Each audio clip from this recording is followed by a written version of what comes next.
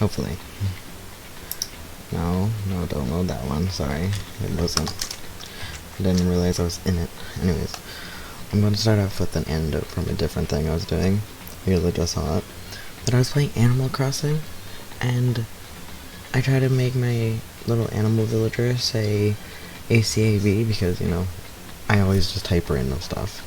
And that's not allowed, apparently. It was very funny to me. I cracked up. Anyways, investigation 2. So obviously you know where it is, but so you don't get, just in case, just wanted to make sure everyone knows. Investigation 2. Shahira just died, and that's it. I think that's where we left off. And we're like, boom, investigation. So, I think that's where we are. Yeah. I don't know exactly. There's no clues there. Let's check some else. Okay. So, just so everyone knows, I have played, or I have watched someone play a while ago, a little bit ago, this, but I don't remember all that clearly. Oh, sorry, I wasn't reading. If I remember something, it was something like, if I remember correctly, behind the store. What are you doing? Just get in there already. Oh, here? Sorry, I forgot that I'd actually speak. My bad. 1 second. Okay. You stop doing this for about a few days, and you forget every 4 days, and you forget things. It all makes sense once you're inside. I wanted to make sure my cat wasn't meowing. Anyways. Whoa, there's so many books and files. So much dust, too. So, in other words, I would say there's equal value in this place to to endure the dust. Okay. Okay. Well, there's something over there, but I can't reach it. Oh, that's a camera. So, let's get right here. Okay. That's not what I clicked at, but okay. The shelf is stuffed tight with files. Without really thinking about it, I picked one up at random. Oh, you have a sharp eye indeed to select that file. Huh? That's the report of the presidential assassination. The original is kept at the National Museum, or Library. It wouldn't be disclassified for anyone for another 30 years, and I need to learn how to start reading. Are you sure you want to look at it now? There's no telling whose crosshairs you might wind up in for peeking at it. Without making sound, I returned the file to the shelf. Yeah, a lot of people made jokes about that being, JFK. But this is made in Japan. There's other presidents, not just the US presidents. So, I don't know if it's based on any other actual killing, but there's a wooden box. I guess it is wooden. I assumed it was cardboard. There's a wooden box. It's empty. Although, judging by the smudges and the dust, it looks like there might have been something inside. I wonder what it was. There was an extension cord plugged in there. It proved very useful while I was in the library. An extension cord, huh? Lamp. Huh, it's a desk lamp. Oh yeah, the same one I saw Braca using in the library before. Do you have a problem with that lamp? It was here before, then I moved it over there. Yeah, it was here before, and then I moved over there. It's too dark over there, so I thought I'd put it to good use. Coin. Okay. There's so many files stuffed into the shelf. What are all these things? Those documents are dangerous. Dangerous?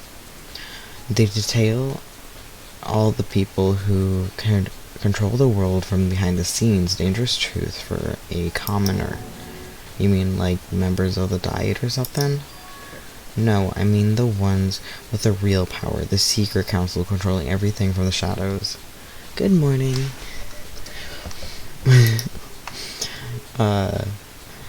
If you're ready to, if you're ready to be disappeared for it,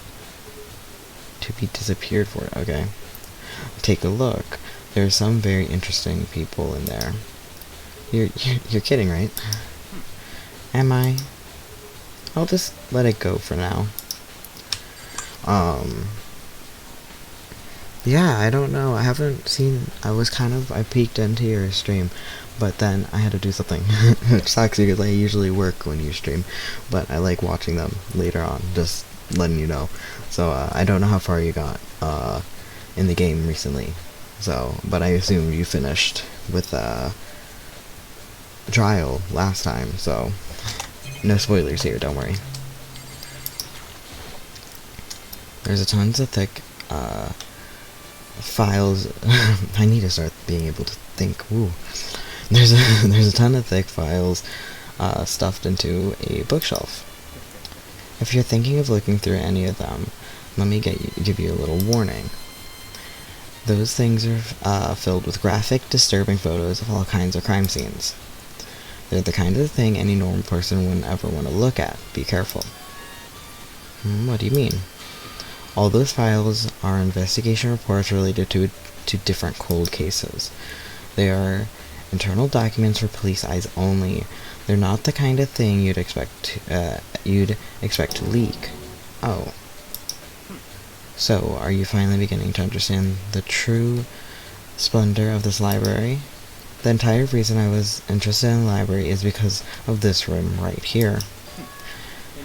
It's home to the classified government documents, police reports, things no ordinary person would ever see. Isn't it magnificent? This can't be real, right? Ooh, chapter 3. Yeah, I don't really know things. Yeah, no, I don't know things. So, I'm very excited because I don't know how a lot of these people will end, and so far, you kinda, well, from where I've seen, everything made sense, so I'm really excited to see how it keeps going, you know? That's your guys' problem. Anything that doesn't fit into your preconceived reality, you label a lie. Well, it's not that, it's not like I totally refuse to believe it, but, I mean, there's just so much. How could anyone have put all this together? I suppose it goes to show just how much power Hope's Peak truly wields, or perhaps the mastermind may have wanted to provide us with enough entertainment to keep us from getting bored. There's no use. I can't keep up with all this. It's just too unreal. What's wrong? You still can't believe it? What about you? How could you believe it so easily? Things like this are usually impossible. What does that mean, usually? Usual, normal, ordinary, simple, those things don't exist anywhere in the real world.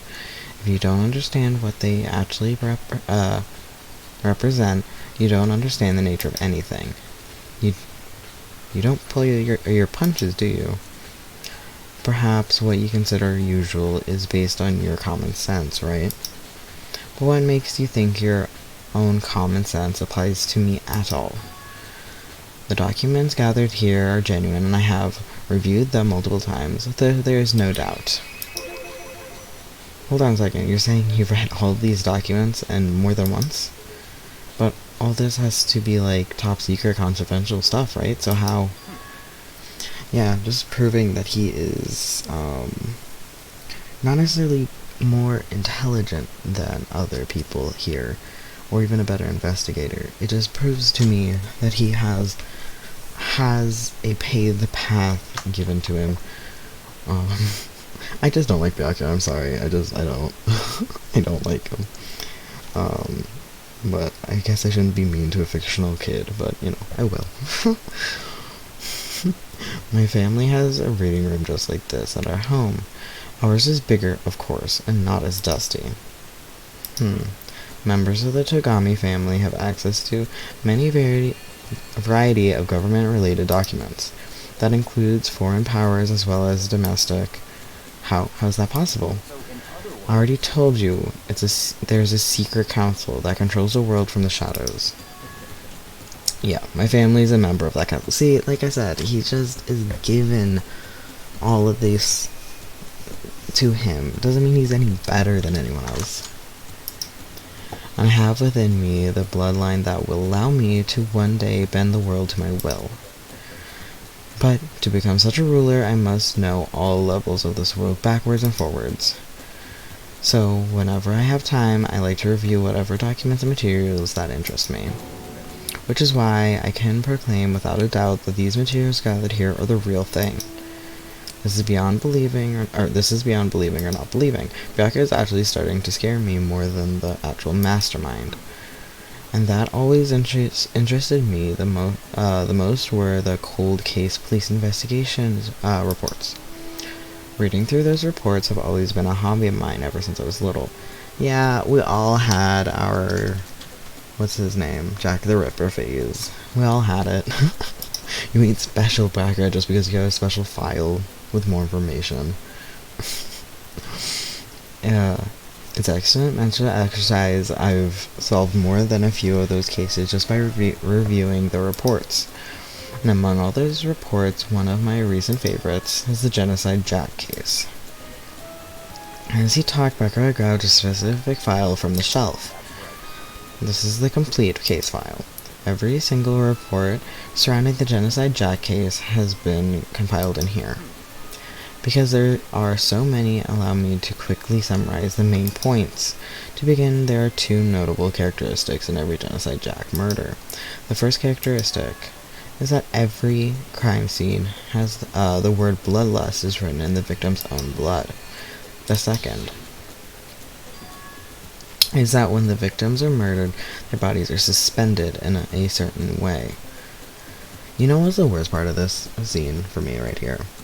Is that the rope is tied around Chihiro's neck, and it's like, oof. It's like you didn't just bind their hands to the two things. You had to put it around their neck. Bloodlust is written in blood, and the victim's body is suspended. Exactly the same as what happened to Chihiro. Save your surprise, the best part is yet to come. For the second characteristic, their victims are suspended. The only ones who knew about that particular fact are the members of the police or other higher-ups. And you. But that's unrelated. By all accounts, nobody in the media ever found out. Huh? In other words, no one on the news, no one online, nobody knew about the aspect of each crime. Only key officials and and the killer himself knew about this act of mounting the victim. Don't say mounting the victim. Now, if you recall Chihiro's corpse, yes, we just saw it, thank you. Her body was most certainly mounted in this fashion. So, how could the killer have known about suspending the victim? That's the key question. And in fact, the answer is quite simple. The culprit isn't a copycat killer, it's the real Genocide Jack. That right there is the evidence that Genocide Jack has hidden himself among the rest of us. Then Genocide Jack really is such a brutal, fiendish killer really is walking among us? Things are really starting to get interesting, aren't they? Never imagined a killer with such a reputation would ever become part of our little game. Now, don't you think it would be good for you to take a look at what I already seen? You might just manage to ferret out a clue or two. If you get down on your knees and beg, I might even show you myself. Byakuya, show me what? Also, I would never beg to you. Sorry. Byakuya, about the Genocide Jack case file. Could you let me see it? Well, you didn't beg, but I guess it's okay this time. Feel free to look at it in here, but you can't take it out with you. Top secret. Murder cases of Genocide Jack. But yeah, no, when I was, still kind of interested in it. I have a very cool history kind of magazine book of old mob related stuff, and yeah, cool stuff. But most of the time with real life cold cases, it's because the cops were actually incompetent or paid off. So it's less impressive when it's real cases where they're just like, cops didn't care, or they were paid not to. But anyways, that's not the point here. This is serious. Bracker handed me a file and I flipped through it with tense, nervous fingers. Suddenly, my hand stopped. I had reached the page where the photos from the scene of each crime has been collected.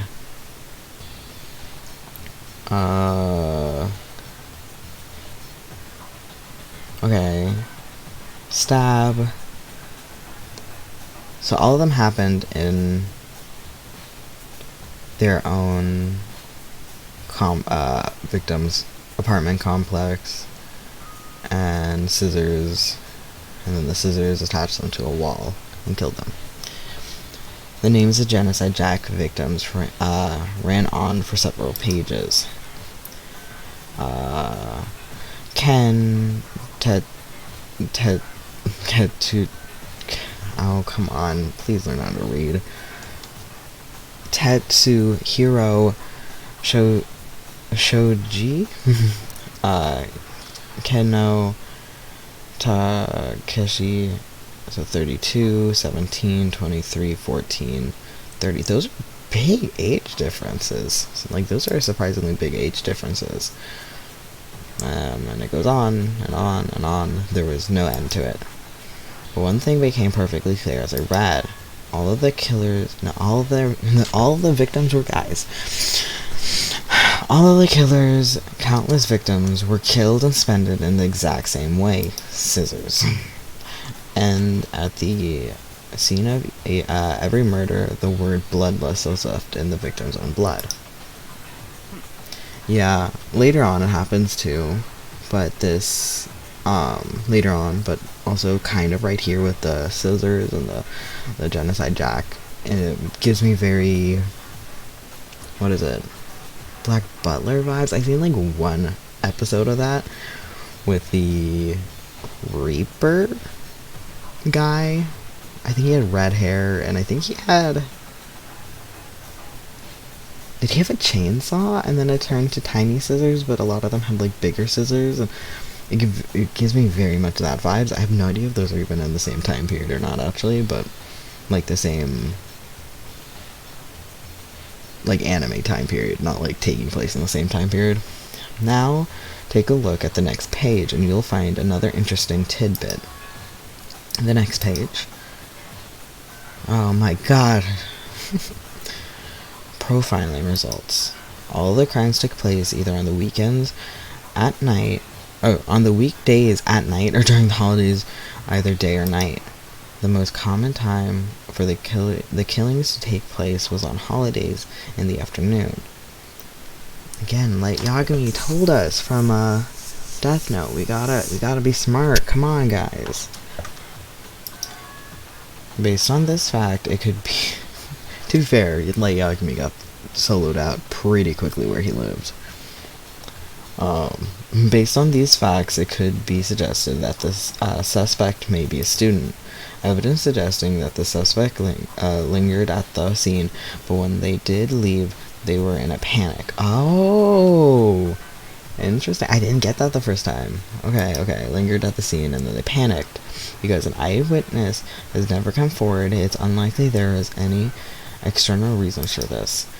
This confused behavior suggests that the suspect may potentially suffer from dissociative identity disorder. And that's why so this exact moment was when I'm like, yep.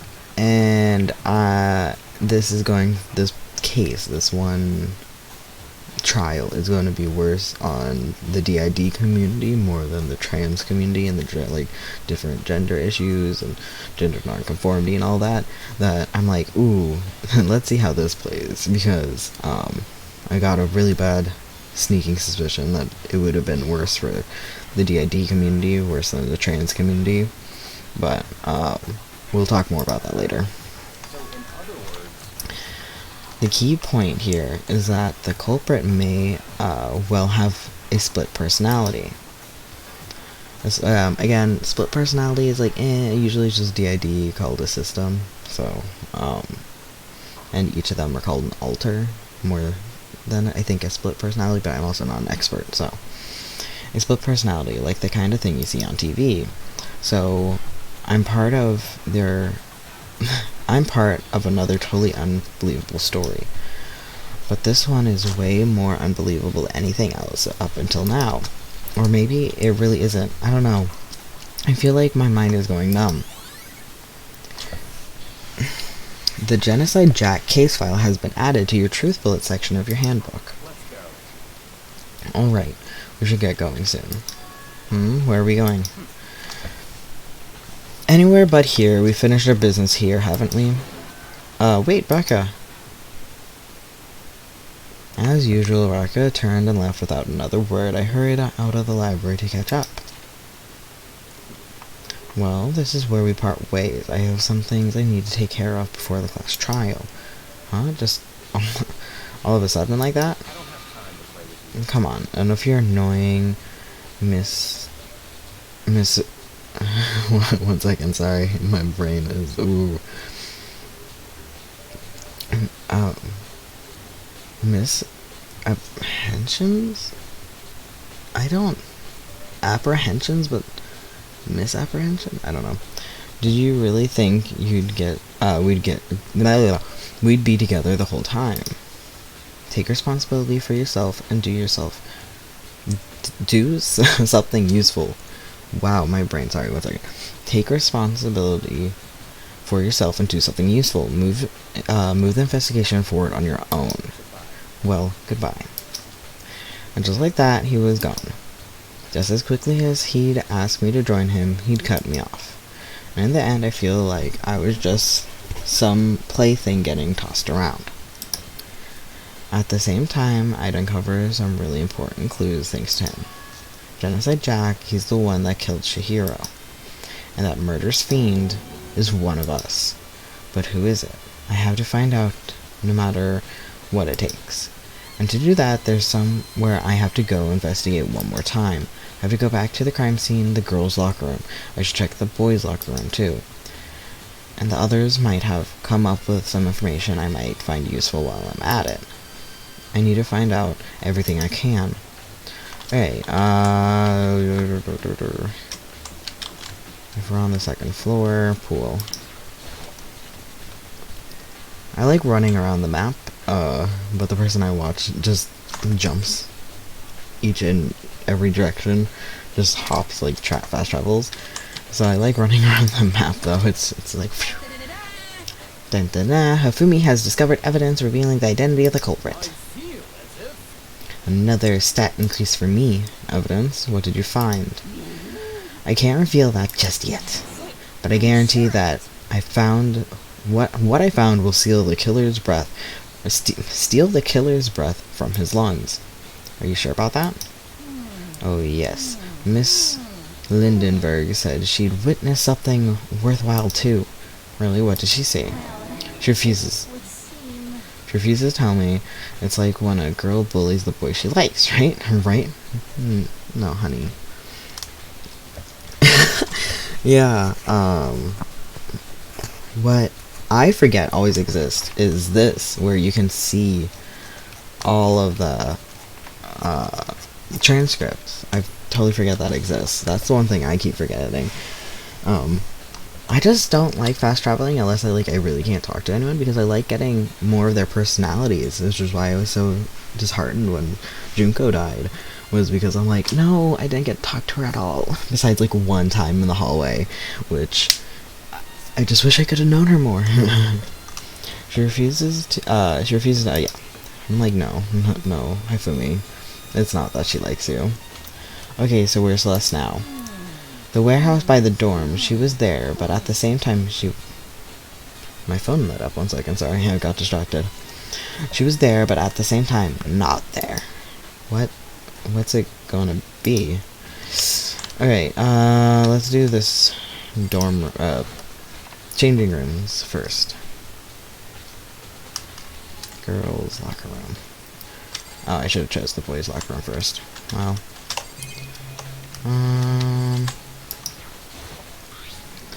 There's a big blood stain on the dumbbell on the floor.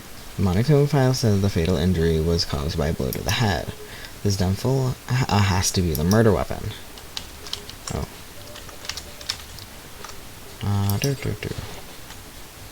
There's a blood stain on the carpet. It could only be caused by Chihiro's murder.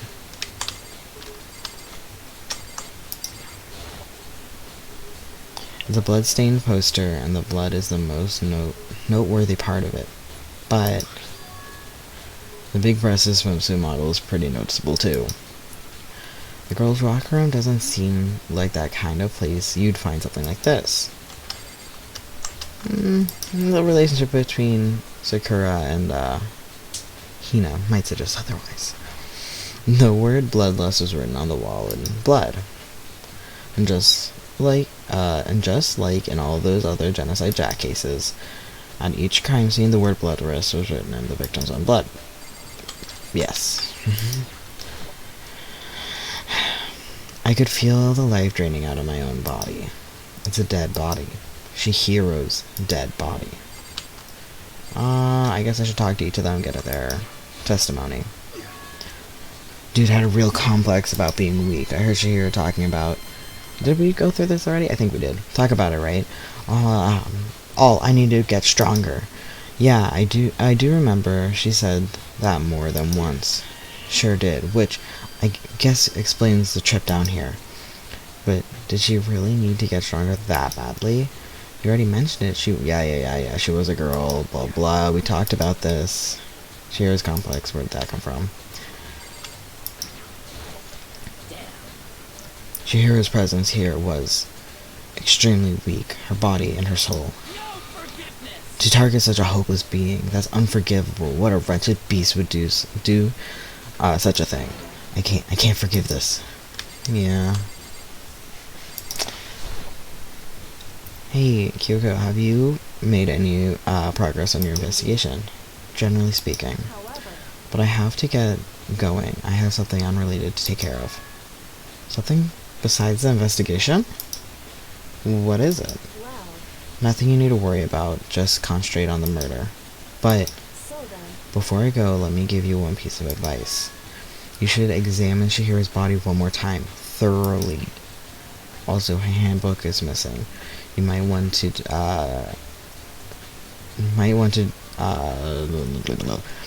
determine its whereabouts. You know who the Blackened is, right? I knew before I even watched this case who the Blackened was, so instead of following what the game was presenting to me, I've kind of followed them around more. But I will not spoil it, just in case, you know, so like when you were watching, I didn't know how much you knew, just in case someone wants to watch and doesn't want to know, and I spoil it. I'm not going to say who the Blackened is, or who potentially could be it, yeah. But yes, I do know, and I have known, but I didn't know why, but I do now, but that's it. I'll be praying for your success. With that, Kyoko turned and left the girls' locker room. I guess I'll take another look at the body then. And Chihiro's handbook is missing? That definitely is worth noting about. Chihiro's e-handbook has been added to the truth bullet section of your handbook. Kyoko said I should examine the body one more time. I know she said thoroughly, but I do have my limits. I better give it a shot anyways. Let's see. Chihiro's hands are bound with what looks like some sort of rope. The rope has been used to prop her up in some sort of crucifix position. Huh. The extension cable. The rope has a plug. Wait, so then this isn't a rope at all. But the more I think about it, the more that's not the only thing that concerns me. Chihira's fatal injury was a blow to the head, which means someone struck her in the head in order to kill her. That's right. There's an issue of her being suspended and the fatal blow. At first I didn't see any reason to think too much about either of them. But seeing them again after looking through the Genocide Jack case, something is not quite right. That doesn't... what does this all mean? Nice. Status of the dead body has been added to your truth bullet section of your handbook. Well, the one thing most likely tie all of these mysteries together is the true nature of the rope that was used to suspend Chihiro. And to figure that out, there is a certain place I need to revisit to look over again. Plus, it might help to look at the Genocide Jack case file one more time. I think I'm done in this room. Yeah. Let's go to the boys' locker room.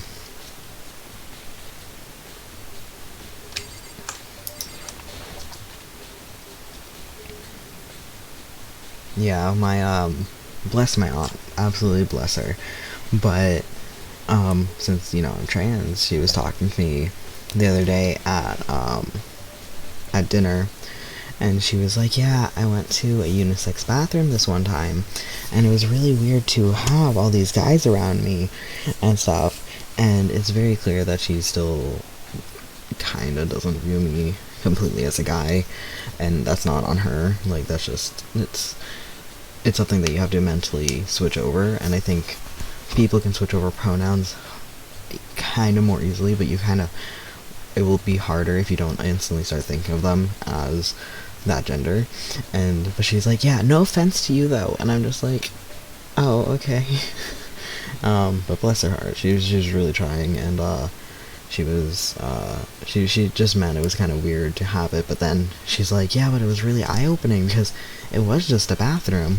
And I'm just like, yeah, okay. It was very funny to me that she wanted to make sure she said that it wasn't that she wasn't trying to be mean to me. It was like, no offense though, and I'm like, oh, okay, cool. I think I clicked on all these before, but so when I watched it go, what I thought was this blood stain, or the stain on the strange stain, I thought that was like a cleaned up blood stain, and then because I thought this was adhered to the floor, I thought this was like a carpeted area, not a rug. But that's yeah, a carpet instead of a rug because it says carpet. So I was like, huh, but no, we'll get to that. There's a strange stain on the carpet. What is it? Nice. Boys' locker room carpet has been added to the truth bullet section of your handbook. I think the thing is they should have made the stain be in a different position, like in a different part of the carpet to indicate it being completely different, but that's such a nitpick. I'll let it go. Like, it was just something I wanted to say, but it's not important. I like the blue-haired one, the teal-haired one. Cute. This poster. It's a popular boy band named Tornado. Somehow it doesn't quite seem to fit in the boys' locker room. Oh, but what that reminds me, the poster in the other room is... That's right, it's definitely something strange about this. The boys' locker room, there's a poster of a popular boy band. And in the girls' locker room, there's a poster of a big-breasted swimsuit model. Could this poster have been switched? But if they were, why? What reason would anyone have? Maybe I should talk to someone who knows a little more about the locker rooms. And this is why I talked about in the last one with being confused, because I thought when they said, oh, I heard a lot of construction, I didn't remember when that happened in the lineup of things. So when Hiro said that he heard construction, I thought he heard this, the switching of stuff. But that happened before the murder took place. So that's why I was like, is he actually clairvoyant? And that's why it kind of got to me, because I'm like, is it clairvoyant or was he hearing something else? So I wonder. 2 locker room posters has been added to the truthful section of your handbook. I don't know if it ever explains that. It didn't explain yet, at least.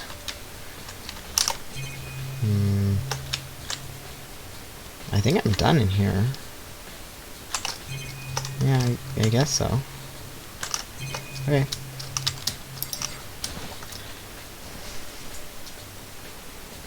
Oh, oops, I went to the pool. Oh, I never been in here though. Yeah, we didn't get through it. Oh. That's weird. Okay.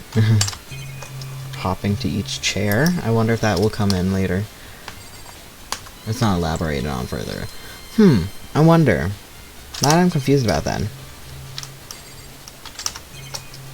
Because I like having somebody be clairvoyant and stuff, but I wonder if he must have psychically then heard this, the changing of things, which is really interesting.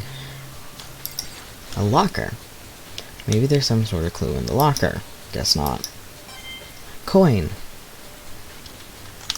Like again I say, lock a nerd in a locker.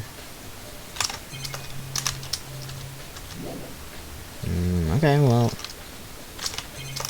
Okay, I guess we're done in the pool. Leave the pool.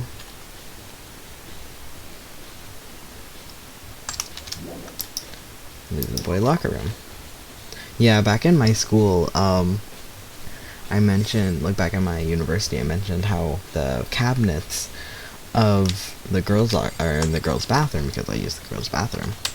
And the girls' restroom was like this pink color, and I mentioned it, and my friend, who was a guy, he's like, "What do you mean?" I'm like, "You know, the pink sink," and he's like, "What pink sink?" I'm like, "The pink sink in the bathroom." He goes, "Our sink is white," and I'm like, "What do you mean?" And he's like, our bathroom stalls and our sink are white," and I'm like, "Ours are pink," and it was so funny because it wasn't like gendered blue and pink, it was just pink and like neutral, and it was so funny to me because it was just like, what?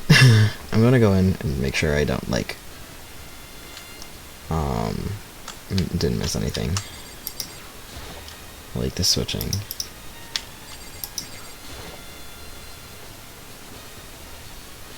You spend a lot of time exercising in the girls' locker room, right? So 1 second, sorry, my phone lit up again. Oh, okay, never mind. It was just telling me my battery was low. Never mind. You spend a lot of time exercising in the girls' locker room, right, Sakura? Of course. I've used it nearly every day since it opened. Sometimes Hina and I use it together. Okay then, let me ask you something. Do you think the poster in the girls' and boys' locker room could have been switched? Sorry, I couldn't really say. I never really paid any attention to posters. I see. But there is something that's been bothering me about the locker room. You see, I like to drink a lot of protein coffee every time I finish exercise. That seems like a weird mix, but good for you, you know. It just doesn't seem right. It doesn't seem like it would settle right. But protein coffee. You have protein coffee? In the warehouse. It's not the highest quality, but I don't have a lot of other options. I mix protein powder with coffee and down a glass of it after exercising. Anyways, the other day I spilled some on the carpet in the girls' locker room, and it left a stain. A stain. But I don't see any stains on the carpet now.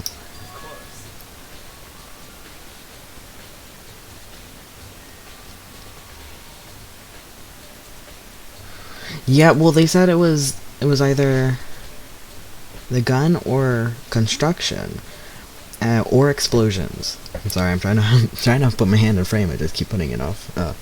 Or explosions. So that's why I'm wondering. I'm like, if it was explosions, was it construction? Or like explosions will be explained later. The gun will be explained later. Or if it was construction, it was this, and he was psychic. But with the gun, that's why I thought, like I mentioned, because they're like, oh, these handbooks are completely undestroyable. I'm like, put that sucker right in front of the gun and let's open up the door and see if I get shot. Exactly, I noticed it earlier. The stain has disappeared. I can only assume someone came along and cleaned it up. But still, isn't it unusually clean? As if it was never a stain here to begin with. Nice! Disappearing stain has been added to your truth bullet section of your handbook. But see, it's like kind of in the nearest same area that I would have just been like... It could have been... Like, I think the blood stain should have been different. I don't know. But again, it's a nitpick. It's a nitpick. I mean, I already clicked this. I already got the switch posters. Yeah. Wow. Why? What would the reason anyone have? Yeah, okay. That's just giving me a hint more. Yeah. Dude had a real complex. I get it. Yeah, okay. I think I'm done here then. And that means I should go talk to whoever I hit first. Probably the library first. Not you, Hifumi. I think the library is right here. The warehouse is downstairs.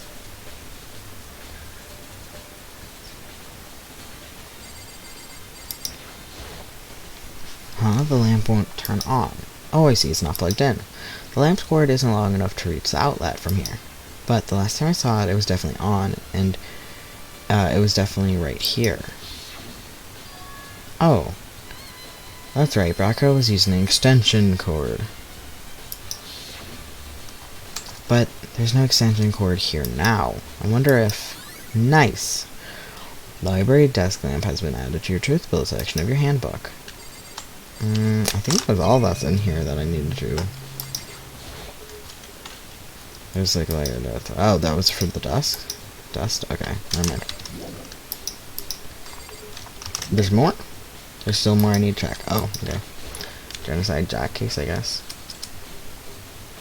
I love the way the rooms pop up. For me, especially the trash room. With the waddle. Anyways, genocide jack case somewhere here? I want to take another look at the genocide case file. I know it has to be around here somewhere. It's gone. Does someone take it out of the archive? But the only one who would do something like that. I can't think of anyone but Brachia. Brachia. Can I look up anything? No. I forgot that I can look up. Yeah, I guess finished.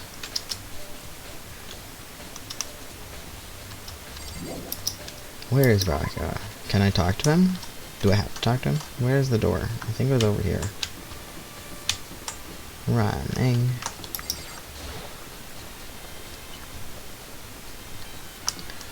Nurse's station. Store. Red room. Where is...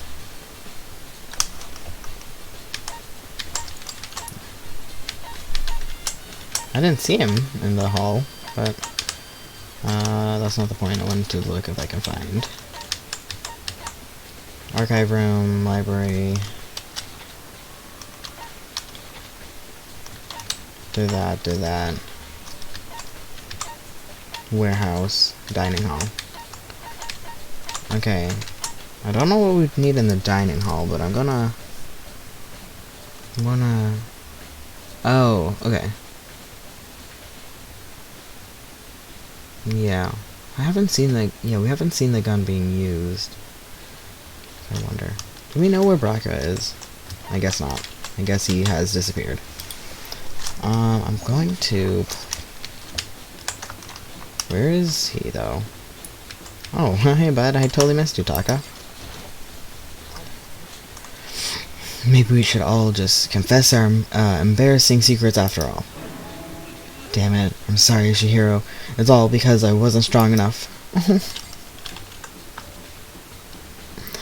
Oh, honey. It's okay.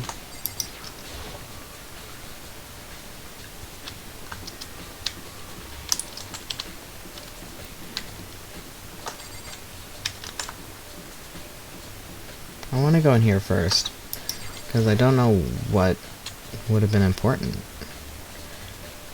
in here. Hina, are you the one that's important? Oh, it's about Toko. Oh, Hina, how's Toko doing? Same as before, she won't come out, and she's just keeping on mumbling about something about Genocide Jack. So I just left her there. You left her? My head was all swimmy, and I was getting pretty hungry. Oh, but don't worry, I'm going to head back as soon as I'm done eating. Toko's not exactly pleasant, but I'm still worried about her. Speaking of which, what are you eating? A donut, of course. Of course. There's two things I'm sure God created, outer space and donuts. Really? I bet Chihiro would have liked to eat more donuts. Maybe that was her one big regret. Aw, I should have tried to spend more time with her. Come to think of it, who did she spend time with? Yeah, she was a little bit strange. Didn't really hang out with the other girls much. It was like she was trying to keep her distance from us. Actually, Sakura said something similar. She said that even though you and her invited Chihiro to exercise with you, she always refused. To be fair, okay, hear me out. Two, not only just athletic people, ultimate athletic people were like, yes, let's go work out. Would you really feel like, yes, I want to work out with the ultimate martial artist and the ultimate swimmer? You know what I'm saying? Like, at least a swimmer is like, okay, you have a particular... It's like a different kind of thing, but if it, like, working out to get strong, just for strength, the ultimate martial artist is very intimidating. Very intimidating. Yeah, it's true. But it wasn't just us either. It was like she stayed away from all the girls. Was she just shy? I don't know. She talked to the boys all the time. Isn't it kind of weird to be shy around your own sex and totally fine with the opposite sex? I don't know if that's how that works, but we'll go with it. We'll go with it. Oh wait, maybe she's just used to guys spoiling her. The law says you can't judge a book by its cover, right? I think so. You think so? I never really saw her. Why is it blue? Why is this in her head? Why is this in my head? You think so? I never really saw her as that kind of girl. Nice. Aoi's account has been added to the Truth Bullet section of your handbook. Also, I don't think that's what the hero would want, is to be spoiled by people. Perceived. What's in here? Why was there an exclamation point? I don't know. Oops, not what I meant. Sorry, my bad. I don't know why there was an exclamation point in here. Maybe at one point there was something in here, but...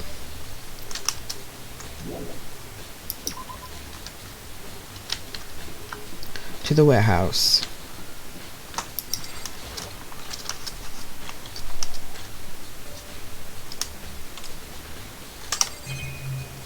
Okay. Celeste, what are you doing here? This warehouse is, oh god, how do I do voices? This warehouse is amazing. It was absolutely everything one might need to live a full life. From food to clothes to towels, there's endless supply to choose from. I see that, but have you found anything related to the case? I know you were going to ask me that. I thought talking about the warehouse itself might distract you, but I see it was pointless. Then you did find something? Very well, I will tell you, and only you. Last night I saw her here. Chihiro was in the warehouse. What, really? It was right before nighttime.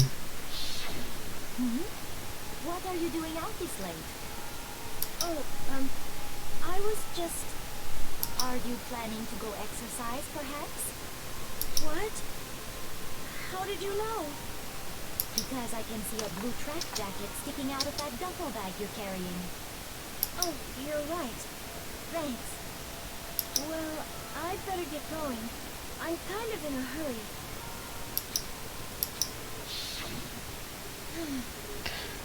She stuffed the jacket into her bag in a hurry. It was almost like she was trying to hide it. And just like that, she was gone.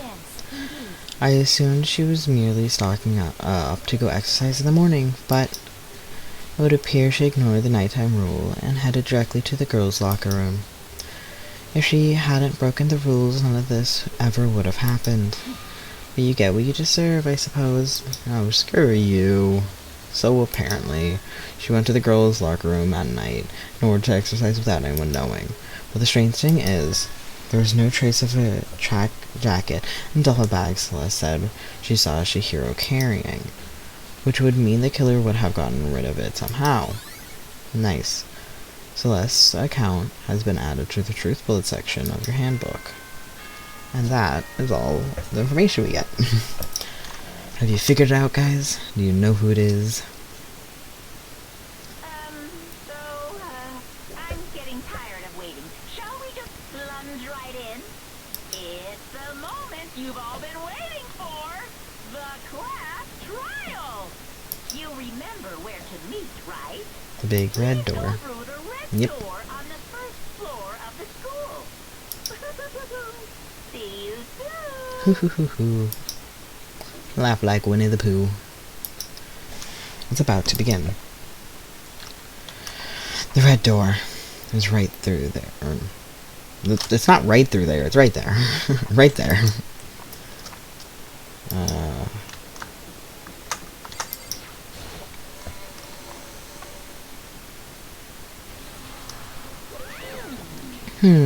Is everyone ready to... What? Am I blind or are we missing someone? Yeah, Toko's not here. Toko is... You really don't remember? Kidding, I'm just kidding. How could I forget that little nut job? She's a crucial part of the class trial this time. What are you gonna do? Okie dokie, I'll go ahead and drag her here, kicking and screaming. Just one moment, please. And just like he said, a few minutes later, he reappeared dragging Toko behind him. Toko just has anxiety. I was scared I wasn't going to like Toko, but honestly, not as bad of a character as I thought she was going to be. So far. I don't know how her story ends. I told him I didn't want to, but he forced me. I can't believe he would drag a girl around. Terrible. You're terrible.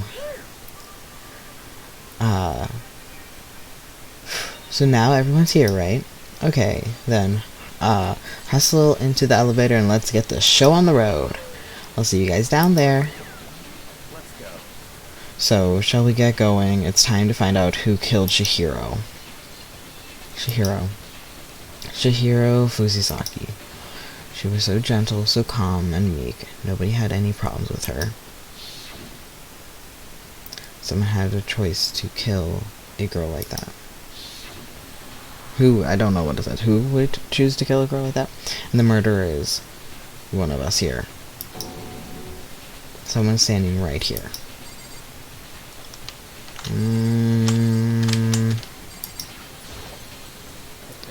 I gave you plenty to work with. Show us how far your logic can take you. Hey, come on. Fucking Toko, man. What's got her so worked up? Okay. We have no choice, right? We have to do this. It's true. Yes. I gave a small nod in reply. With one last deep breath, I walked towards the elevator with shaky legs. With each step forward, I could feel my heart starting to race faster and faster. As soon as everyone was on, the elevator began to descend. I couldn't get a handle on my emotions. Couldn't stop speculating. Big elevator. The steel box sunk with a heavy cleaning sound deeper and deeper into the ground. And as we went deeper, the uneasiness in my heart grew bigger and bigger. The elevator was unaffected, however, and continued to descend without hesitation, until finally, it came to a sudden stop. What do you think? I redecorated. Isn't it so... Did you? Is it so fresh? Isn't it so exciting? Don't waste your time with stupid questions. Let's get this over with. Good. Your rip-roaring to rip-roaring to go? Oh. Gonna say, I don't hate it. Not at all. Well, Okay then, let's get this show on the road. thrills, chills, kills! Everyone, please find your assigned seats. And so, the curtain opened once again. A deadly judgment, a deadly deception, a deadly betrayal, a deadly riddle, a deadly defense, a deadly faith, a deadly class trial. Do we say this every time? Save, yes. A bizarre class trial begins again. Why was Chihiro murdered? Is the killer hiding within the group? Should let it finish first. Is there any help to be found in this series of murders? Okay. Can I just like do? Oh my god, that was 8. What was that? Increases your influence gauge by 2. Effective during the class trial. Cost 2. Oh, I thought it cost 8. I'm like, oh, damn, okay. Okay, well, that's definitely gotta be put. Cost 4. Do I have any other? No. But that's all my skill points. Increases your bullet. Okay.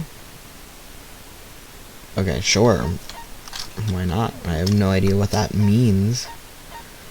I don't think I need to open my e-handbook for any reason.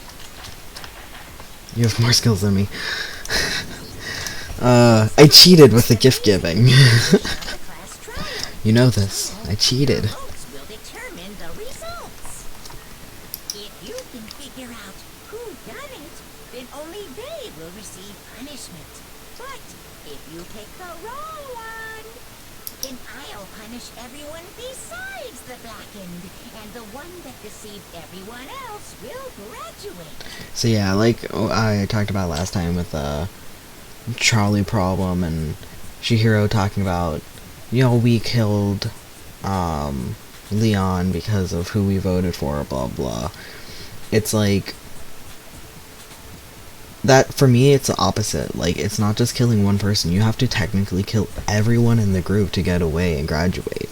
So for me, it's like the opposite is laying on my mind, where if I was in this situation, like the killing of one person by your hand, but then also killing of what, 12 other people, more than at the beginning of this was 4 or 13 other people, you would have had to technically kill as well. Okay then. So, first off, let's talk about the murder weapon. First we have to make clear what was used to deliver the fatal blow. Make your argument. The dumbbell. Yes, that was the murder weapon. Chihiro's fatal injury. It appears it was a head wound. Mm-hmm. According to the Monokuma file, the killer used a blunt instrument. But what kind of blunt instrument could it have been? I bet it was an iron pipe. Okay, and we know it's that. So No, it's wrong. I know I said I'd probably listen to all of them through, but Can we agree that the object that dealt the fatal blow was the dumbbell found at the scene of the crime? It was covered in blood, and there was nothing else at the scene that could have caused that kind of injury. And the wound on the victim's head is consistent with the shape of the dumbbell. As far as I'm concerned, shape there's of... no mistake. I mean, I guess you can kind of tell. I wonder how, if you could tell. Because I guess if it's any big chunk instrument, like blunt instrument, could have done it, but Look at her head wound. Yay! That's so creepy! If you don't mind, I will proceed from here. Let's move on to discussion of the culprit. I don't like you, Brakra. I believe the criminal behind this heinous act is already quite clear. Ooh, See, Kyoko has, you know, obviously with not giving what her ultimate is and stuff, I feel like there's going to be a twist with her. But I feel like, to my knowledge, how I feel with like video game feelings, because I play a lot of video games and watch a lot of video games, I don't think she's gonna turn around and hurt you, like betray the character, but she clearly is hiding something, so I wonder what her twist is, so I am very intrigued by that. But I wanna... Chihiro is a little bit too soft. I know, that's horrible to say, but I would protect Chihiro so much, but I think after a little bit knowing what happens at the end of this trial, I want to say Taka is solidly like up there. I don't know why. I get it. But Taka is up there for me. I love Taka. Yeah, that's what I'm assuming too. I don't know if it actually ever says. I guess I would assume. I would hope that the game kind of lays it out for you, but the fact is quite clear. For real? The hero's killer is the fiendish serial killer, Genocide Jack. Genocide Jack, the fiendish serial killer. Did he really kill Chihiro? A new element has been added to non-stop debates. Would you like to hear? Yes, I would. Would you like to hear more? Yes. For this debate, lines of white noise will appear to disrupt your reactions. Your truth bullets will disappear if they hit these lines, so think of them as obstacles in your debate. But there's a way to keep the white noise from getting in your way. Press the right mouse button to attach a silencer when used to shoot down the white noise. However, you shoot the actual remark with your silencer instead of the white noise, the time limit will decrease. So be careful, take careful aim when you're using your silencer. Okay. Who's the narrator? That's my question also. I wonder if they explain, or if it's just like video games. Oh, but if your action's difficulty is set to gentle, white noises won't appear at all. I don't know what I'm set to, so we'll see. In which case, you can forget about the silencer and just focus on the situation in front of you. I'm assuming that means I must be on gentle if they explicitly tell me. But I thought I went with medium. Yeah, I thought I went with medium, but I don't know. It is what it is. Make your argument. We'll see. We'll see if no noise comes up. Oh, it did.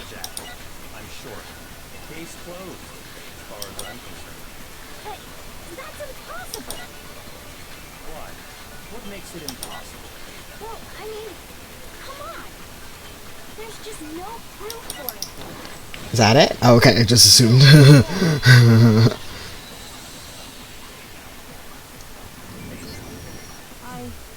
might know one reason he could be involved. What? I found this file while I was looking around the archive in the library. I guess it's some kind of confidential file the police put together about the Genocide Jack case. What? That's kind of weird as shit, isn't it? What was something like that doing in the library? The why of it is probably more trouble than it's worth. So let's forget about that for now. More importantly, it outlines all the specifics of every Genocide Jack case in exceeding detail. According to the file, there appear to be two defining characteristics in every Genocide Jack case. The first is that a bloody message is found written at the scene of every murder. Oh, that's right. Bloodlust. No. It's actually bloodlust. I'm a mature adult that won't laugh at that. More important is And how ridiculous that was. and it's something that has never been made public. Never made public? What the hell is it? Why don't you tell them, Makoto? The other characteristic of every Genocide Jack case, which the world at large doesn't know. If I'm not mistaken, it has to do with the positioning of the body. Okay, then how the victim was positioned. I got got it. Apparently, in every Genocide Jack case, the killer suspends the body in a certain way. Other than the killer, the only people who know about this are the higher-ups in the police department. However, Chihiro was most definitely suspended in the same way. Or was she? So, how did the culprit know about this when only high-level police officials were aware of it? There's only one logical answer I can think of. It's because the culprit in this case is the real Genocide Jack. No fucking way. You're saying Genocide Jack is one of us? Yes, in fact, it's Toko. This is where I got real mad at him when I watched. Genocide Jack's true identity is Toko Fukawa. What? Hey, okay, wait, hold on a sec. Toko has like blodophobia or whatever, remember? What kind of serial killer is afraid of blood? Is Toko Genocide Jack? The answer is yes and no. Another riddle. Man, why is this gonna be so complicated? The riddle, it's a riddle for sure, but I feel like I understand it. What it means for Genocide Jack to be Toko, but also not to be Toko, the answer is, that she's not just one person, but multiple people, right? Again, an alter, not multiple people in the sense of that, it's an alter in a system. And this is ridiculous, and I actually don't know how to spell this, so I'm going to probably lose, hearts on this. Is it a C?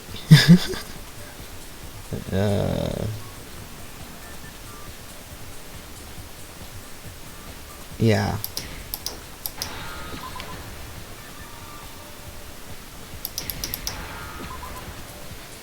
My German with the SCHI coming in play. Yeah, also just don't use that word, that's Has a split personality? Huh? I think I read that somewhere in the file too. It was one of the most important parts of the file. What did they call it? Dissociative identity disorder. Oh, okay. But still, I wouldn't say that about Miss Fukawa is... Perfectly acceptable. No, it isn't. Toko's strange behavior after seeing the body is proof enough that she has a split personality. The one thing that shows Toko could have a split personality has to do with her behavior. She fainted?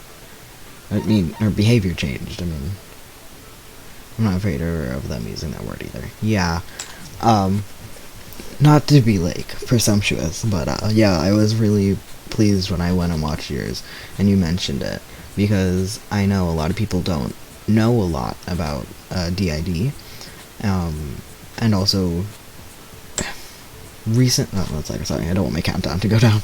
Recently, with, like, a lot of people warning me about this case with Chihiro and gender issues, but no one brought up DID'd me. No one brought up the use of that word. No one brought up the use of, like, insane and like those kind of words. And I'm just like, no one mentioned this. Okay, and it's just like the fact that right now it's very popular to be pro-trans, which 2010, by the way, was not very pro-trans at all. So I'm actually pleasantly surprised how this turns out. But back in 2010 and even now, DID wasn't very looked upon favorably, which in that sense it could have been worse. This case could have been a lot worse. But again, I don't know how it ends. I don't know if it gets worse from here. With Toko and Genocide Jack.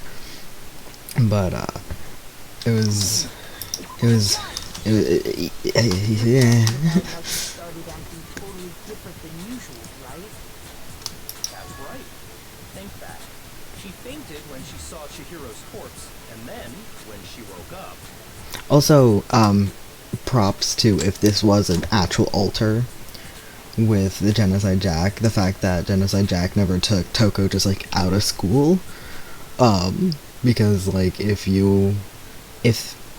they do seem to not acknowledge each other, but I know some people at the ID don't know they have other people in their system, and once you're in the front, you know, like fronting, you don't know,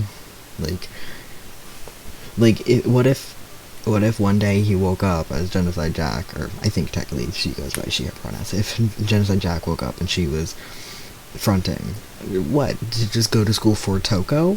Or you think that she would have done that? Hell, if I woke up in somebody's body and I was like, oh god, I need to go to school, I'm like, I'm not doing that. I'm not going back to high school. That's right, think back to she woke up. How she woke up. I'm fine. Whoa, was that a dead body? Hey, are you dead? She must have hit her head real hard when she fainted. The world has a front and a back, a top inning and a bottom, the sea of truth and a web of lies. That's quite concerning. I mean, she sounds completely different. I don't get what that means. Inside out. Oh, okay, so she no longer does she speak monotonely, she speaks... I don't know if that's monotone, I think right now this voice acting, her stutter and everything is not monotone, but I don't know, maybe. Consciousness and saw Chihiro's body again, she was utterly calm. In other words, within her is one personality that can't handle blood, and one that obviously can. One time my sister fainted because she was bleeding. That was fun. It wasn't like she was bleeding a lot. She just, apparently she has blood faintingness as well. That was a very fun 3 in the morning going to the hospital to make sure she didn't, like, hurt herself because she fainted to the ground, obviously. The fun fact, it's not every time. It just, I think she has more of the thing with, like, veins, and, like, she was the finger bleeding. It really got to her, so she fainted. So I still make fun of her for it. Very fun. So when Toko trapped herself in her room, it's because she was scared of Genocide Jack?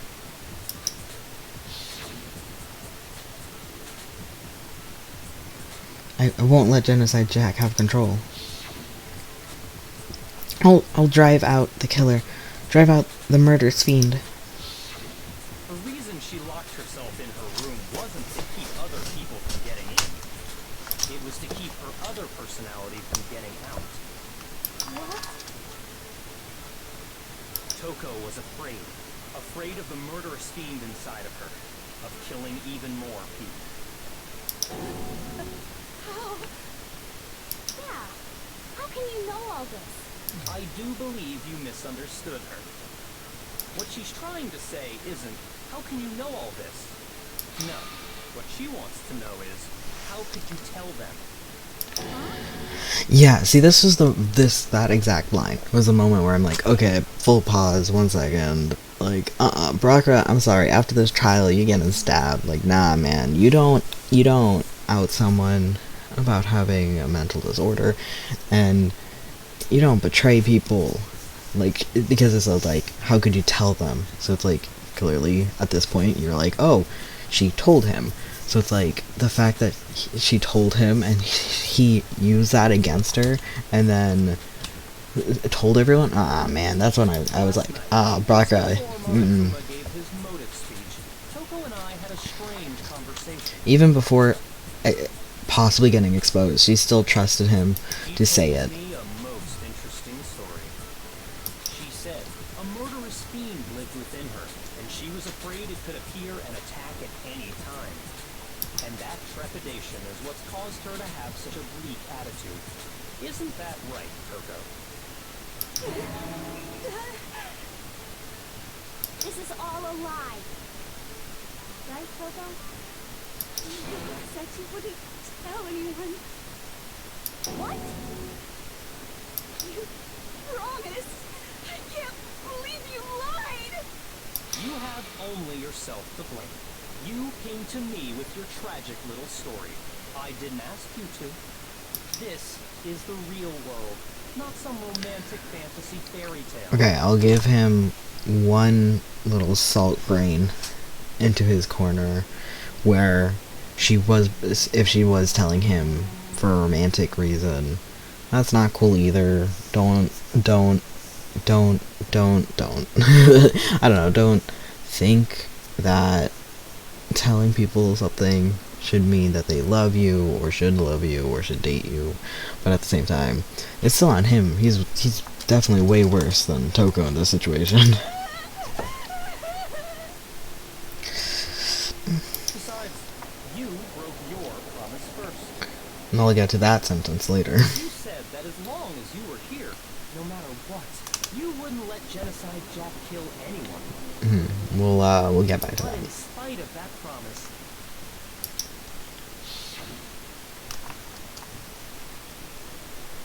I'm sorry I couldn't keep our promise, but don't worry, it'll never happen again. And I won't let Genocide Jack have control again. You said if I kept my promise, you'll laugh with me. That's the only reason I promised. how many times do I have to tell you? I never said that. See, if she told him expecting, like, oh, if I tell you a secret, would you go out with me? It's like, dude, don't do that either, but don't. You weren't able to do it. You just couldn't resist that rush you got from killing, could you? I tried. I swear I tried to control it. But your efforts were useless. What a disappointment. See, right now was with not knowing what the other alter does when fronting. It's like she didn't remember, but when she saw the crime scene, she's like, oh god, Genocide Jack did it, but she doesn't fully remember it because we'll get to that, I guess. I hate you. Well, the opening act is nearly finished. All that's left is to hear from the person in question directly. Person, you don't believe me. Toka's body suddenly lunged backwards. You also I don't think, lunge backwards, but, it is what it is. A huge thud echoed across the courtroom in this next second. Again, I don't know though, but... Hello there. Is it me you were hoping to see? Yeah, for me, also the use of a crazy, long tongue, eyeballs going wonky, and everything used for a character with the ID and having the alter be a murderous person, a murderer. It's not cool. It's not cool, but we move on. We push ahead. So you figured it out, huh? Well, whatever. What are you gonna do? I'm the ultimate murderous fiend, Genocide Jack! Or better yet, let's go with Genocide Jill! What the fuck is this? What happened to you? Not Toko, that's a loser name. And what happened is a textbook split personality. So what if one of them happens to be a serial killer? You should turn a blind eye to one's fault.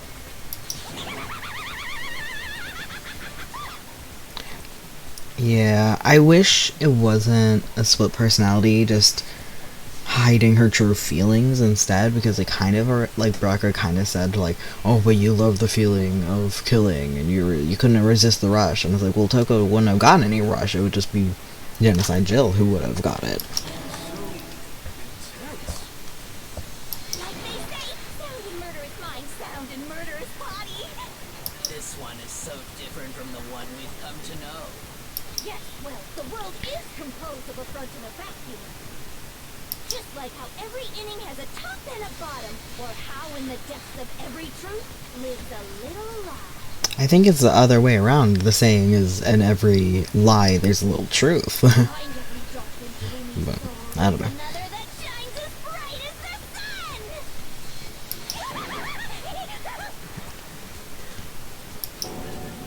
This is the murderous fiend, Genocide Jack. This is beyond insane. Miss Jack, Jill, can I ask you a question? Wouldn't it be... No, you're right. I was gonna say genocide, but that's not how words work. Some of us think that I might be the mastermind behind our entire situation. What are your thoughts on that? Well, I'll tell you. I am the mastermind of all masterminds. Just kidding. Then it's not true? Of course it's not true. How dare you try to link me to that creepazoid? And another thing, the police and government and society in the outside world are totally powerless. I mean, they just let this idiotic bloodthirsty maniac go buck wild all over town. Sure, I'm a bloodthirsty maniac, but life is pain, right? To live is to hurt other people. It's a necessary evil if you want to survive. The act of living itself causes pain for everyone. Ah, that's not true. But, yeah. This should be enough to convince you. This murderous fiend is responsible for Chihiro's death. There's clearly a motive, so there should be no doubt. A motive? Remember what Monokuma told us? If someone didn't murder and graduate within 24 hours, an embarrassing memory or secret would be revealed. Well, let's assume that Toko's secret was about Genocide Jack. If a secret like that came to light, Toko's life would have undoubtedly been forever ruined. So she had a very clear motive to never have that side of herself exposed. I mean, that would be Toko, not Genocide Jack. Interesting. Very, very, But, very interesting. yeah, they did seem to be able to communicate with, are you listening in line that Toko said. But, Sorry, as much as I hate to admit it, I'm not the culprit. But I cannot imagine anyone other than you could murder someone in such a bizarre fashion. Maybe so, but nevertheless it's the truth. Do you really expect any of us to believe you? Yeah, I could never believe a word you say, you monster. maybe she's totally right about that, but something's still bothering me. That she said, I need to get some more details about all this. Da, da, da, da, da. I can't wait until there's like just a handful of people left. It's gonna be very interesting. I didn't kill anyone. You say that, but do you really expect any of us to believe it? Perhaps if you had an alibi, that would change things. Oh, an alibi, huh? Now we're talking. When you compare your past murders to this incident, the modus operandi matches completely. Oh, I missed. Do we need? I should have clicked it earlier, but I wasn't. Give it up. You killed her. Yeah, okay. The only thing I can, one of the only things I can shoot. Yeah. Okay, I have to just focus on remember Chihiro's body. There must be the answer. I should prove what. Sorry, but I didn't kill anyone. It's the only thing he said. But do you really expect I heard that you can fast forward. I don't know how, Had an alibi. but I guess Change things. Oh, an alibi, huh? Now we're talking. how do you? Compare your past murders to this incident. The modus operandi. I don't remember. I missed. How do I was trying to slow down? I forgot how to slow down. How do I slow down? Space button. You killed her. That was it. That was it. Might be. Yeah, I was just wondering because I wanted to listen through it, but I don't remember how. I don't remember if it ever told me. I didn't kill anyone. Oh shoot. Sorry, might be. but do you really expect any of us to believe it?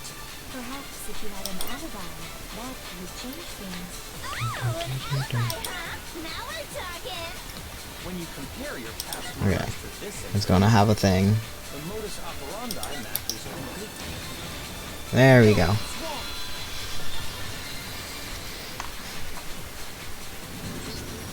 But the method methods of murder really exactly the same?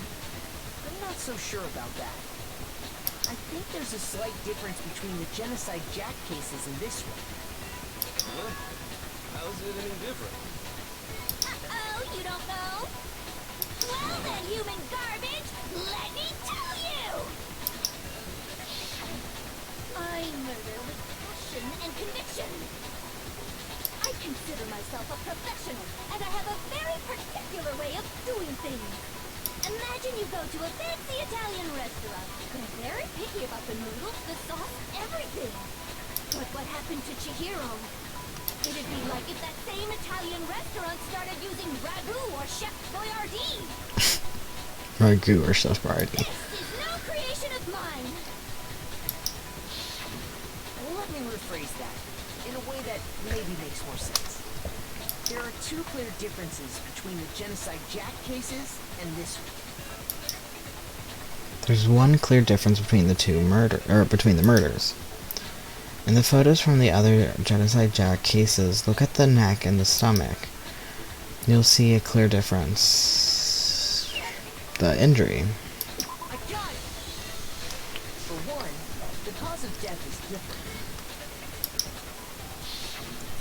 In the Genocide Jack murders, all the victims were killed the same way. According to the case file, they were all apparently killed with a pair of scissors.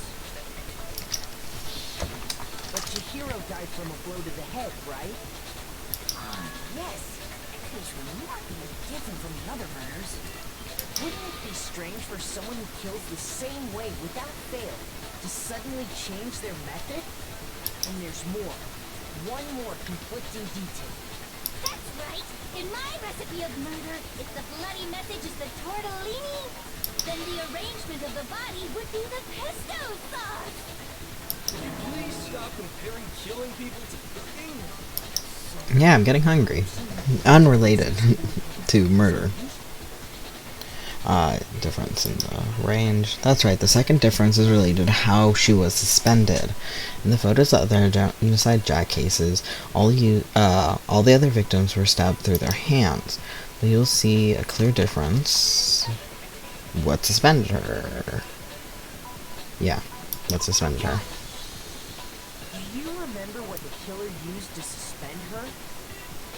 They used some kind of rope to hang her up by her wrists. What is your point? Well, in all the previous Genocide Jack cases, something else was used to suspend them. Specifically, pairs of razor-sharp scissors. And guess what? I used my own specially designed scissors for the murders and the arrangement. And they couldn't find you? Like I said, I'm a professional, so naturally I'm very picky about the tools I use. And you know what else? Big Mac said there's two differences, but he's wrong. Big Mac? Big Mac. Referring to me? Listen up, Big Mac. There's actually one more difference. Huh? My word, you really didn't notice? Take a look at who the victims were in each Genocide Jack case. There's a pattern there, just waiting to be discovered. Pattern. Figure that out, and it'll be plain as death why I couldn't have possibly killed that little lolly girl. Let's see.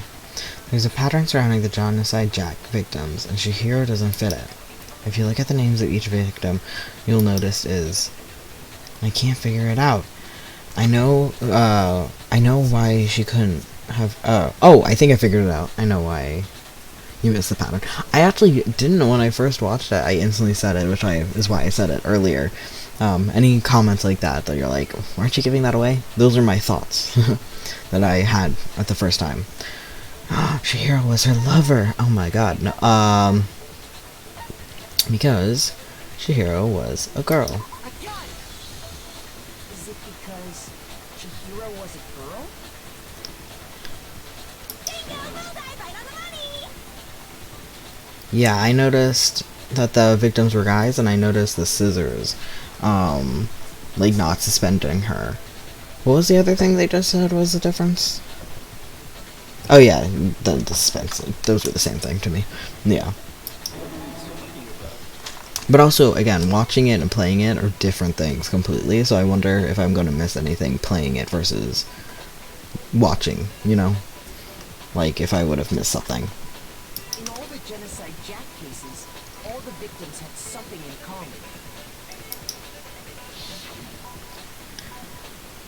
Yeah, I'm not going to read them all again, but ages are very rapidly different. They were all guys? That's right! The people I killed with such passion and conviction are all adorable little men! See, here's the thing. Earlier they said that there is no connection between all the murders, and there's no, well, I guess no reason, but she's like, oh, well, all of them are adorable little men. And it's like, well, that is a reason, I guess. Like, it kind of is interesting that it's like with passion and conviction and adorable little men, but then also the game's like, oh, there was, like, the police couldn't find them because there was no pattern. And it's like, well, there was. Yeah, every time when I was watching the person play this, and they're like, shoot away the white noise, the multiple bullets, and the this, and I'm just like, oh god, there's so much, that playing it, I got really terrified of actually playing it, because I'm like, I'm going to mess up so hardcore.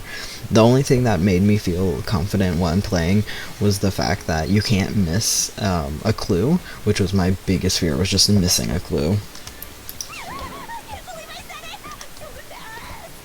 Embarrassed. What the hell is wrong with you? I can't help it! I'm just a full throttle boy-on-boy fangirl, and the movie side of me just hates it. Okay, so she killed flamboyant or feminine guys, probably gay men. That is connection. Now I'm on the fast track to becoming a full-blood fan male! So since Chihiro was a girl and not an adorable little man, you wouldn't kill her? Would an Italian chef suddenly start making ramen just because they're both noodles? Don't be stupid. I have too much passion and conviction to cross that line. That's the absolute reality of the one and only. We get it. You've clearly explained your hobby and your philosophy. But that's not all there is to it. Brock, are you just upset that you didn't realize the differences, did you? It's a different matter entirely when you're forced to kill in order to survive. Holy crap! Lonely, cursed. I would never kill for a reason as petty as mere survival. And if by some fluke I did kill to survive, Here's the thing, though. It also said, I don't kill to survive, but then calling her bloodthirsty indicates for me, like, I'm like, oh, well, they kill because they really, really need it. That's like an itch they have to scratch. But, I won't kill anyone because none of them fit who I want to kill, and also, it's like, that also, it wouldn't be bloodlust or bloodthirsty. Give it, I mean, murder is murder. I guess again, it's still, not the point. That's not the point here. that does make some amount of sense. Whatever reason I have for killing, I would never leave out my prized scissors. Who would go out of their way to use a big, stupid, heavy dumbbell? Maybe you used the dumbbell because you couldn't find any scissors in the school? They mentioned scissors in the sewing kits. Scissors? I don't just use any scissors. I only use my own set of high-class envy of the entire world scissors! They are nice scissors. Okay, whatever. There still aren't any in the school. Are you sure about that? Da-da-da-da! God, scissors on her tongue out panics me. Like, girl, don't stick your tongue out, they're scissors. She's fully equipped! Those are her special custom scissors, though. Right, so I can kill anywhere, anytime! So they gave that to her. Why would I resort to dumbbells or rope when I have my trusty scissors by my side? Go ahead, tell me I'm wrong, you can't gutter dogs, all of you!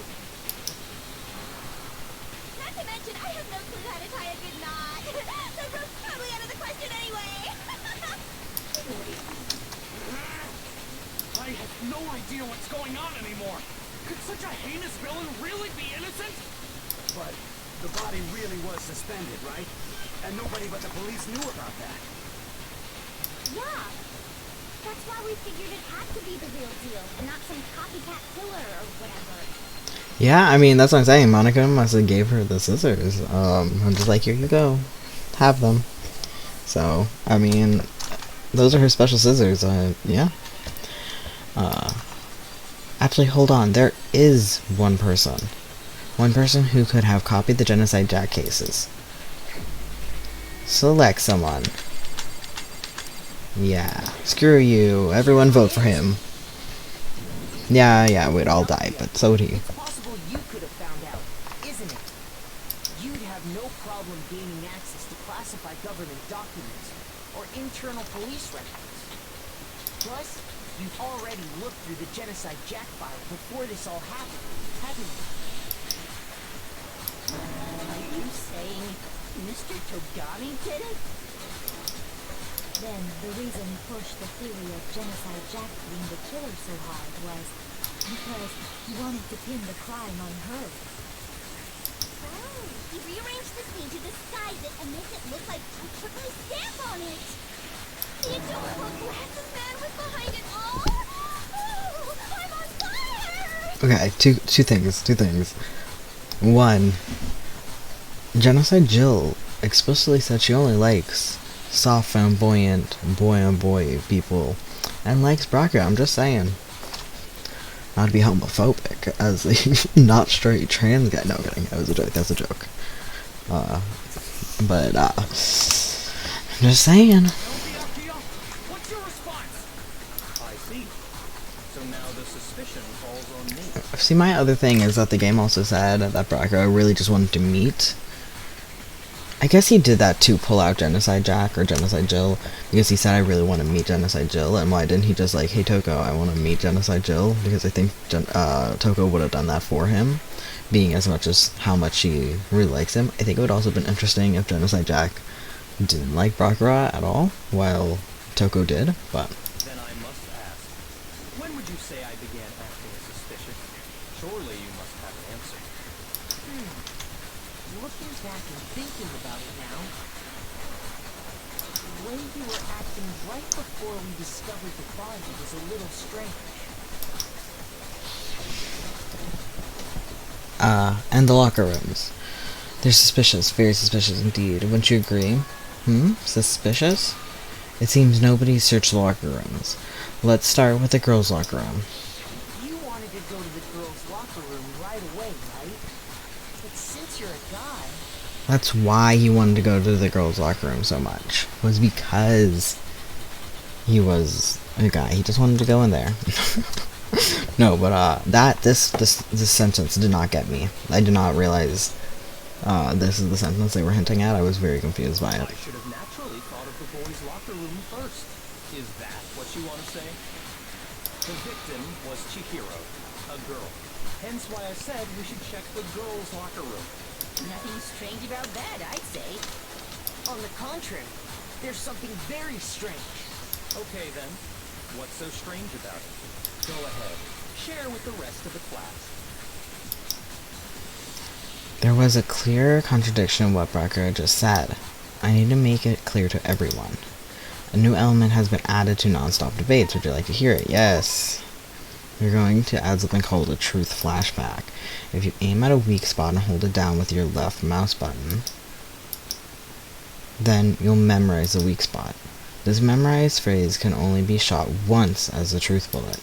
If you shoot or change the truth bullet, it will disappear from your truth cylinder. Can you get it back?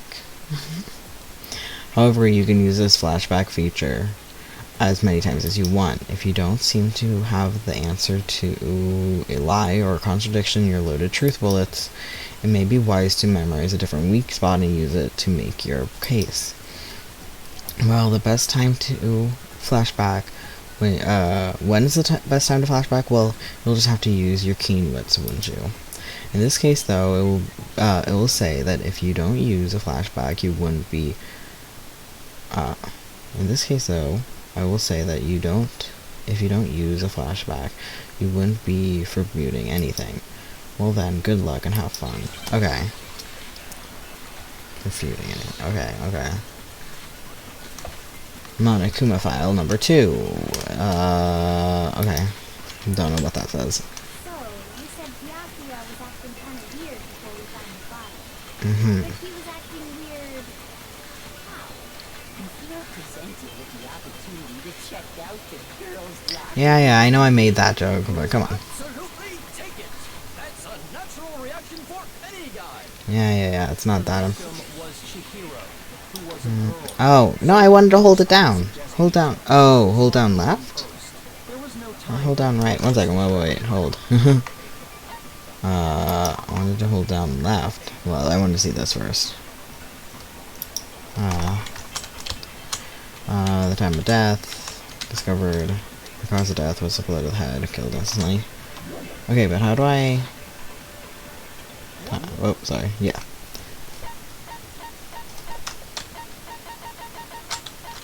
Oh, control button to speed up. Okay, I wouldn't have remembered that. Hold down left. Oh, it was left mouse button. Okay.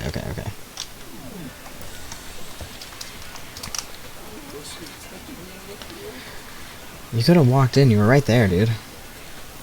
Hearing Baku's comment about Chihiro being a girl, I realized there's a clear contradiction there. Because it doesn't make sense how he could have known before we'd find out. Okay, I need to make that contradiction clear. Okay. So, you said Byakuya was acting kind of weird before we found the body. Okay, I think it's Chihiro's... Yeah. Okay. I know, I get it. Wow. Natural reaction for any guy. The victim was Chihiro, who was a girl. So of course I would suggest you check. I'm assuming I can hold it until it runs back again. What's so strange with you? Yeah. Alright, I'm assuming it's... Yeah. So, you said Byakuya was acting kind of weird. What? Those are the only two contradictions. Don't scare me like that and make me think something weird's going on. Okay, is it the other way? Because it's before we found the body. Okay. Byakuya was acting kind of weird before we found the body. But he was acting unique. You were presented with the opportunity to check out the... That's a natural reaction for the victim was Chihiro. Okay, sorry, got it the wrong way. That will happen a lot. I know that for a fact. I'll get the things I'll tell you what's so flipped. strange about that. Because up until we actually discovered the body, we couldn't have known who the victim was. So your claim that you went to the girls' locker room first because Chihiro was the victim doesn't hold up. I see. That's a good answer, I must admit. Interesting. Very interesting indeed. But your reasoning is still too weak. Huh? What's wrong? Is that it? Surely you've got more than that. Go ahead. Show us. What's with Bracco's attitude? It's like he doesn't even care. I've got him cornered and he's acting like it has nothing to do with him. What's the matter? You're not finished already, are you? There must be more to it. There is. I think. There is more to it. Think about it. We just talked about the differences between this case and past Genocide Jack incidents. The proof you're looking for is hidden in there.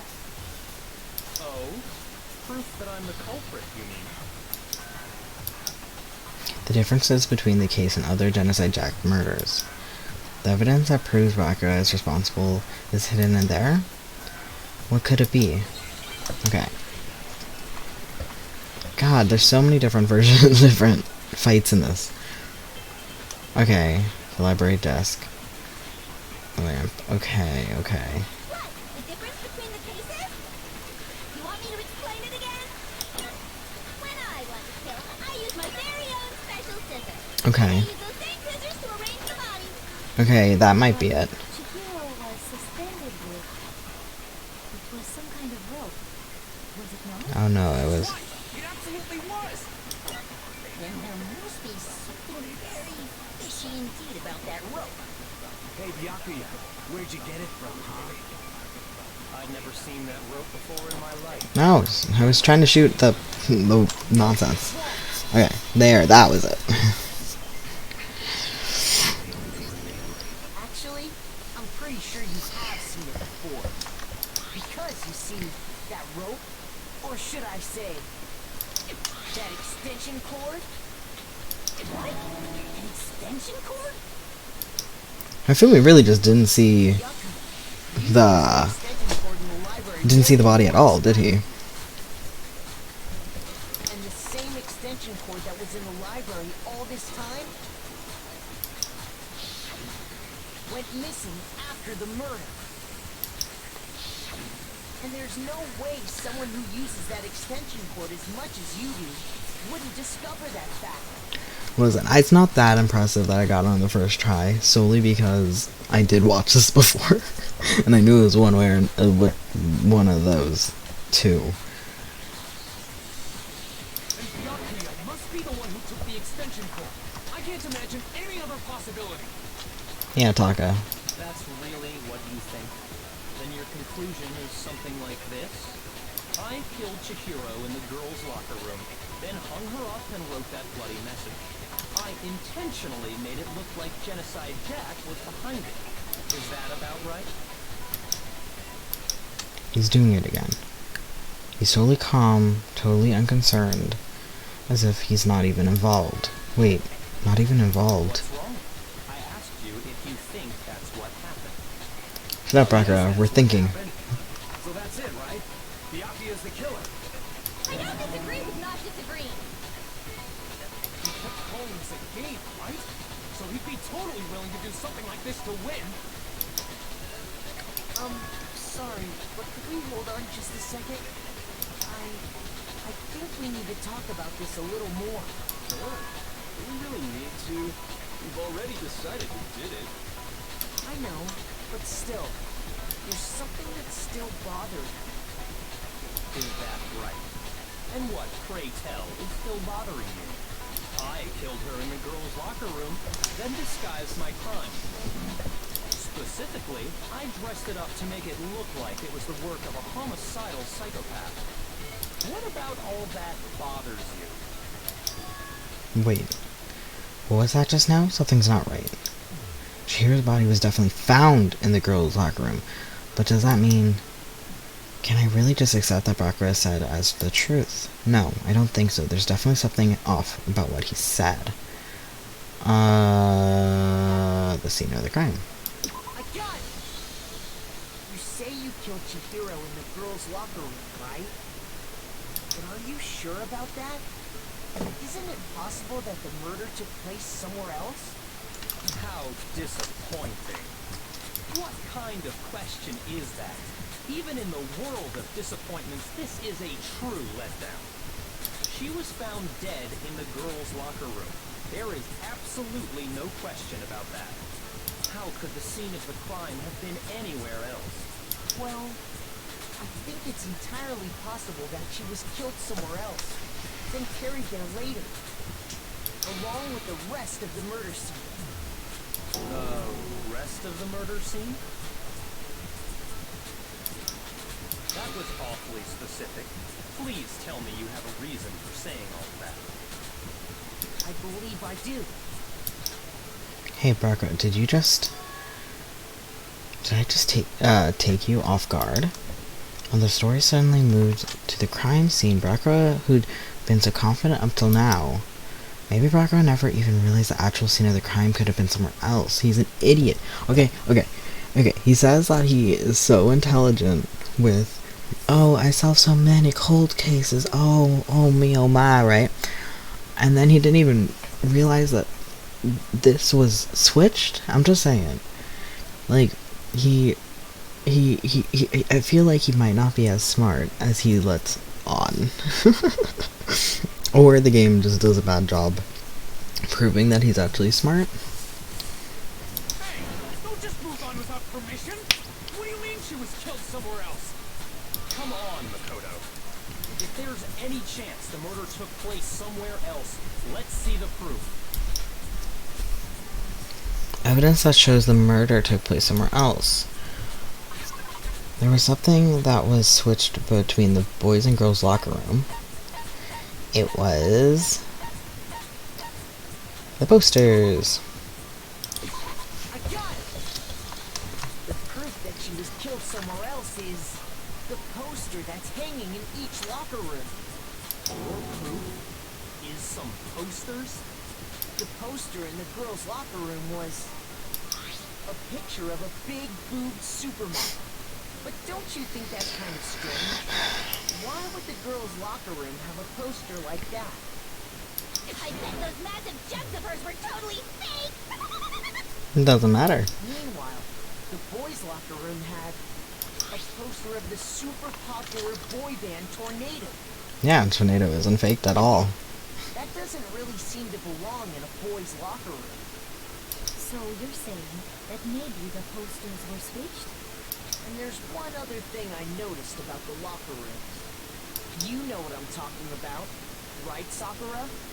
You're referring to my protein coffee, aren't you? Protein coffee?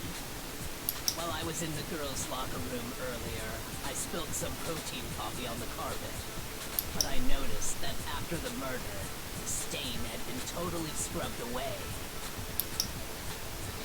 No, that's not... It's not that the stain was scrubbed away. It was moved. Boys' locker room carpet. I got it! The stain on the girls' locker room carpet wasn't scrubbed away.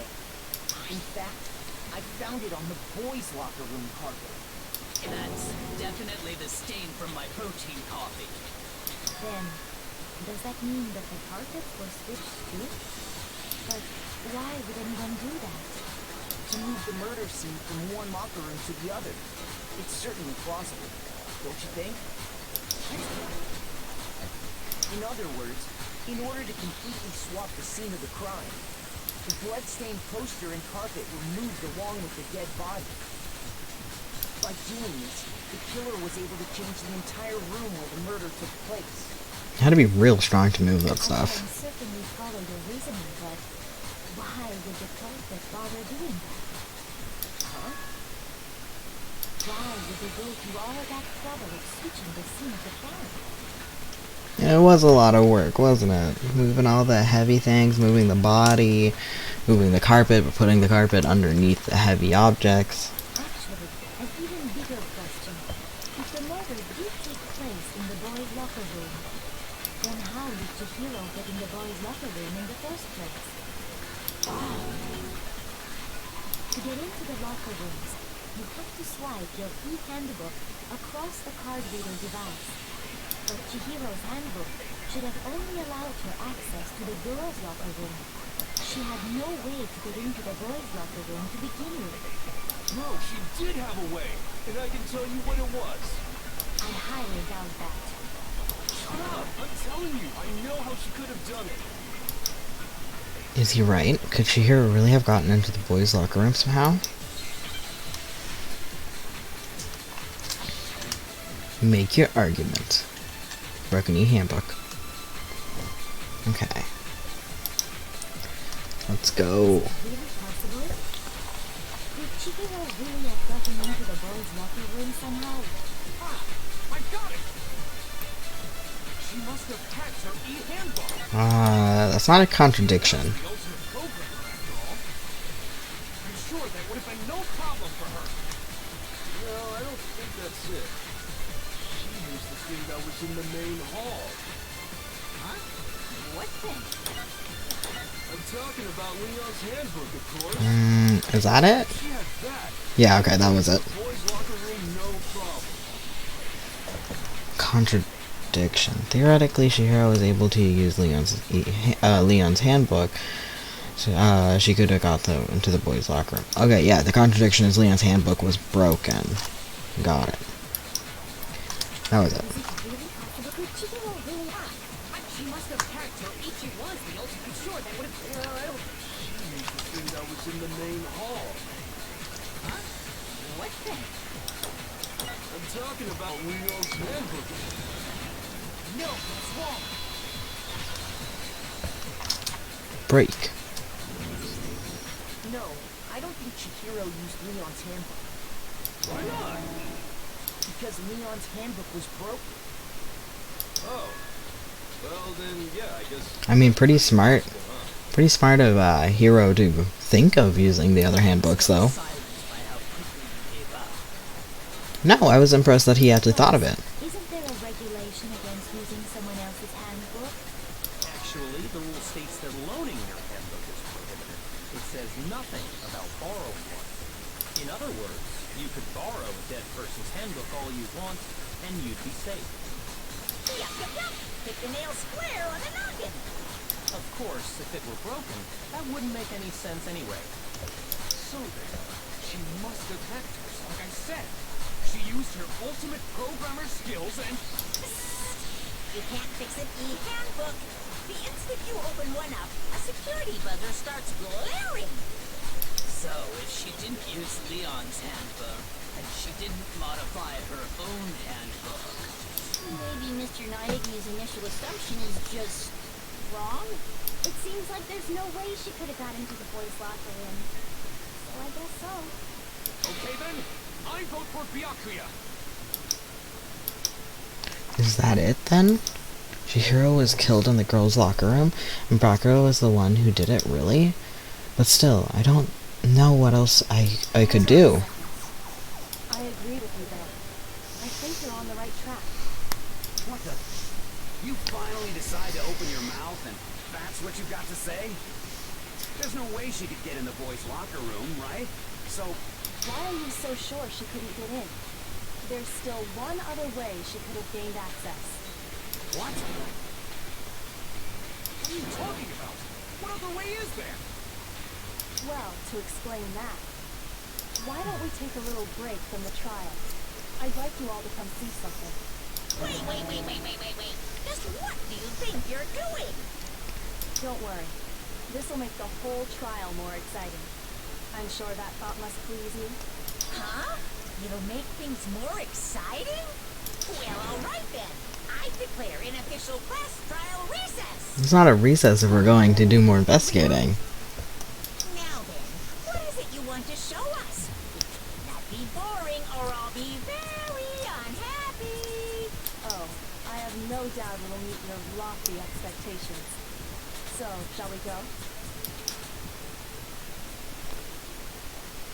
So before I even knew what was happening, the class trial had been put on hold. We headed off with Kyoko to the, in the lead. And where she took us was...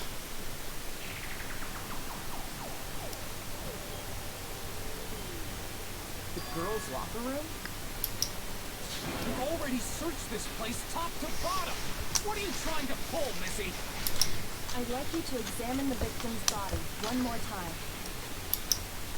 You want to check it again? Be sure to examine the entire body very carefully. Examine her carefully? Like using our hands?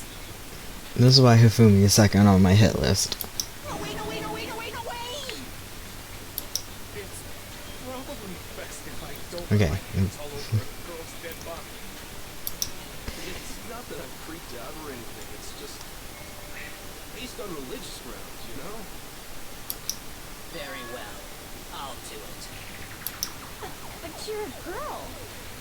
You shouldn't have to touch a dead body. Just let one of the boys do it. No, it's okay. I think Chihiro would rather have a girl examine her. So just leave this to me. Sakura. What is this? Some kind of secret girl-on-girl action? Is that what you are about? That's not it at all. Stop screwing around. Okay, here I go. I'm sorry, Chihiro. Please excuse the intrusion. Putting her hands together for a brief prayer, Sakura then began to quickly examine her body. Be sure to check her entire body, and I believe we will solve this particular mystery. Her entire body? I know you say that, but... What? This is... What is this? What is it? Not possible. It's not possible. Sakura's eyes were staring wildly at Chihiro's lifeless form. Her massive frame trembled. This girl is what? a boy. Okay, so this is where I think the game fails the most with the gender ideas in my eye, where can I say that? I don't know. Penis equals boy. Or you know, like that's one equals another, where it just isn't true. Where it just is just like, oh, so this one, how you discovered Chihiro might you know, be a guy, or even use he and pronouns and all that, discovering that like he's a guy, it from exclusively biological standards, or even not biological, like intersex people exist, but just the idea that like a dick equals being a guy, it's very, oh, okay. So she was actually interesting. Thank you for confirming this fact. What? You're joking, right? I wouldn't joke about this. It's really true? Chihiro was a guy? Oh, what? You guys didn't know? Heck, I knew that right off the bat. Chihiro Fujisaki was totally a guy. He was a cross-dresser? Oh, I'm really on fire! I wish I had killed him! So, also the use of cross-dresser is very, it hasn't been used in my vocabulary and stuff for a very long time. I actually haven't heard it for a very long time. So the idea of cross-dresser is also kind of a weird thing, because it's more like where it's different, because between cross-dresser, I think nowadays we would, if it's an openly a guy who wears dresses, then it would be gender nonconformity. But since Chihiro dressed as, you know, a girl and used like she her pronouns like themselves, it almost works better for cross-dresser, I guess. But then also it's like, I really do wish I killed him. It just proves that Genocide Jill had a reason where the file said there was no reason. That's what Kyoko wanted to show everyone, huh? Yes, that certainly does make things much more exciting. Now let's ride this wave of excitement back to the courtroom and get back to the trial.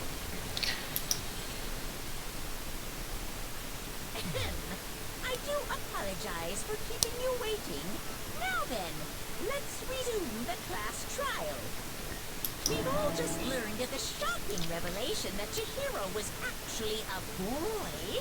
Let's pick up from there. So at this point, when I was watching it, I didn't know what pronouns to use for Chihiro, so I was lingering on they, them. So I'm probably going to continue using that until I talk about it more. And I know I already did at the end of one, like talking to you in chat with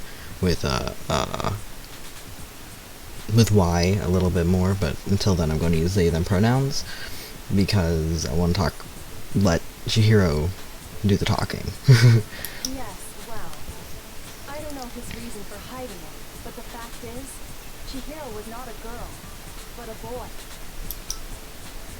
Because at this point we don't know why Chihiro would be hiding it, so what in cases, I don't know, for going through the motions of what I would have done, I would be using they, them pronouns, and as always, let the person talk themselves about why they dress or act or go by certain pronouns themselves, and just go with that. To think that Chihiro was actually a guy, I thought that would never, that thought had never crossed my mind. Because the victim was male, he would have had no problem gaining access to the boys' locker room. Assuming his handbook did, in fact, list his gender as male, then yes, that would be true. Of course he's handbook said he was a boy. He dressed like a girl, but he was a boy through and through. So then, there should be no issue with Makoto's initial assertion. The victim was killed in the boys' locker room, and was then later moved to the girls' locker room. And the killer could have easily used Sayaka or Junko's handbooks to get into the girls' locker room. So Chihiro really was killed in the boys' locker room? I still don't understand the motive for moving the body, but yes, that does seem plausible. Well, I must admit, I did find it rather odd. I knew he felt a little off. There was a certain incongruity to his female body. Sure. Sure. And what was that? Being short? Being small-chested? Being feminine-faced? Like, there... See, that's like, it's incongruity. It's like, well, you could say that about friggin' Sakura as well. Like, that's probably was her whole joke, which, from what I've seen, again, not bad. I was actually really surprised with Sakura and the lack of jokes on her so far, being a guy. I mean, there was a few, but just being like, there was an incongruity. Like, where? Like, the game didn't present that at all. This is the most titillating situation! Titillating. So now everything has been connected. All the mysteries have finally become clear. Okay, well, connected or clear or whatever, we still think you're the killer, remember? Very interesting. This has become very interesting indeed. He's off in his own little world. What about you, Makoto? After everything we've learned, do you still think Byakuya's the killer? Well, without a doubt, Byakuya is the one that made Chihiro's death look like Genocide Jack did it. But I think he might not actually be the killer after all. What? But aren't you the one who accused him in the first place? He just seems to be too easygoing about all this. Like he's enjoying us solving the mystery.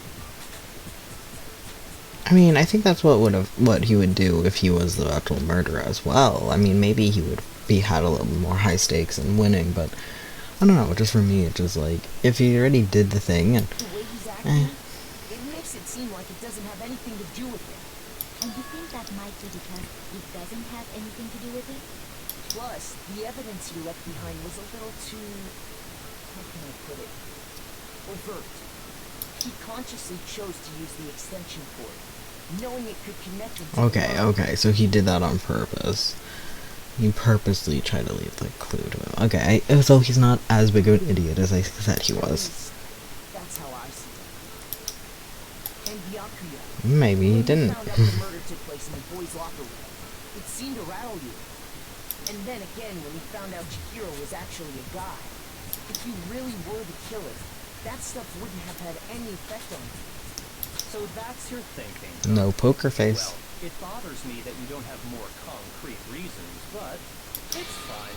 I guess I'll mark it as correct for the time being. Mark it as correct? He's right. I am not the culprit. Alright, so let me let him finish. Let me let him I finish. just happened to come across the corpse in the girls' locker room and decided to alter it. Happened to come across it. Fucking with us right now? No, I am not effing with you right now. I'm telling you. Brocker can't swear. Well, I find it very hard to believe. Oh, he's crying. Go ahead. Find it very hard to believe. You're free to be executed along with the rest of us. If you're really telling the truth, then why? Why do you do that to his body? My reasons hardly matter right now. Uncovering the culprit is much more important, wouldn't you say? Now then, if it wasn't me, who was it? Okay, so I don't know if he will say it right now, but with Braca, with Braca saying that he purposely kind of led it to himself, and then also saying that he seems so nonchalant about all of it, it's like later on, I'm going to say it now because I don't want to forget it, and I don't want to hold on to the thought, where he's like, well, I would have just proved it wasn't me, and I'm like, well, you can't just prove it wasn't you, like, it would take evidence, and to my knowledge, it never gets explained what his evidence were. Like, we know later on, there are some things that maybe could have been used, but none of them would have proved that he didn't do it. Like, oh, well, I this or that, and it was like, dude, that didn't prove that you didn't do it. It just proved, like, if we didn't discover that if Chihiro was biologically a girl and was killed in the girls' locker room and it was one of the girls, then there would be no proof. Like, if the crime scene hasn't switched, what was proof would he have had that he would have been able to present, being like, ha, see, it wasn't me? Like, none of it. He literally would have had nothing to prove that it wasn't him. They would have all just got executed. This wasn't big brain, this was no brain. Well, I don't think I can say for sure without talking about it a little more. You're seriously gonna keep going? We're all good, aren't we? I thought it was clear Byakuya did it. No, I'm with Makoto. If there's any doubt whatsoever, we need to explore every possibility. Because if we're wrong, we all die here. That's true. Very well then. I'm with you too. Damn straight. Count me in. Do you not have a mind of your own? Of course I do. What am I, an ant or something? Anyway, let's discuss this all as a group one more time. We still have time to make our decision. That's very true. Our lives are all on the line. Excellent. Then shall we resume our game of hide and seek? If Barako didn't do it, then who's the real killer? Who murdered Chihiro? There's one thing we can be for sure that we know about the killer. The killer was able to gain access to the real murder site, which means the killer was a guy. Or no, you're right. Since the crime scene was in the boys' locker room, you would need the boys' handbook to get in. Since Leon's handbook was apparently broken, the killer would have had to use their own. In other words, it had to be been a guy. It's still not enough. I need to find some more clues. Make your argument. Okay, so that's the count. Isn't there a single clue that might lead us to who did it? Well, clues are one thing, but did nobody get a look at the killer? I'm sure if someone saw the killer, they would have said something by then. Would they? Perhaps someone saw the victim at some point. Even that might be enough for now. Yeah. All we need right now is any kind of new info. I mean, okay, well that was new info. Okay. Sorry, I guess it wasn't a contradiction. Maybe. Isn't there a single clue that if nobody can... I'm sure if someone saw the killer, perhaps someone saw the victim at some point. Even that might be enough for now. Yeah. All we need right now is any kind of new info. It's over. It's all over. You want to know who saw the victim? The killer. And only the killer. Well, that's a lie. Ah, my guy missed. I didn't think it would go there. Game over. No! Not game over! It's not game over. I still have like 11 minutes. No matter what, eyewitness account. Yes, we know. I know. Isn't there a single clue? If nobody can... I'm sure if someone saw the crowd, someone saw the victim at some point. Yeah. All we need right now is any kind of new info. It's over. It's all over. You want to know who saw the victim? The killer. Oh, sorry. Wrong trigger button. That was my bad. This is time limit, though. We have plenty of time. I believe someone else did see the victim before he was murdered. What do you think, Celeste? Yes, Celeste. Now that you mention it, yes. I did see him. Really? Oh, but I suppose only Makoto knows about this. The rest of you had no idea, did you? That is why you're all making such ugly noises. Whatever. Just hurry up and tell us. It was last night, right before nighttime. I saw Chihiro in the dormitory warehouse. I saw him stuffing a track jacket into a duffel bag. And then, I assume, he headed off to exercise. Track jacket and duffel bag. We didn't find anything like that at the murder scene. It seems likely that the culprit destroyed them to get rid of any evidence. But how? Does it ever explain how they got rid of the evidence? And that is when he said something that struck me as rather odd. Well, I better get going. I'm kind of in a hurry. Chihiro told me he was in a hurry. No. Well, Why would he be in a hurry? Only if someone were waiting for him, I should think. I'm gonna just say it's in the murderer's room, hiding. So, he decided it was on his way to meet someone, and then they were going to work out together. But Hina and I had invited him to exercise with us plenty of times, and he always declined. Probably because he was afraid you'd find out the secret he was hiding, right? Because at the very beginning of this, that's why I'm saying it must be in the killer's room, so we agree.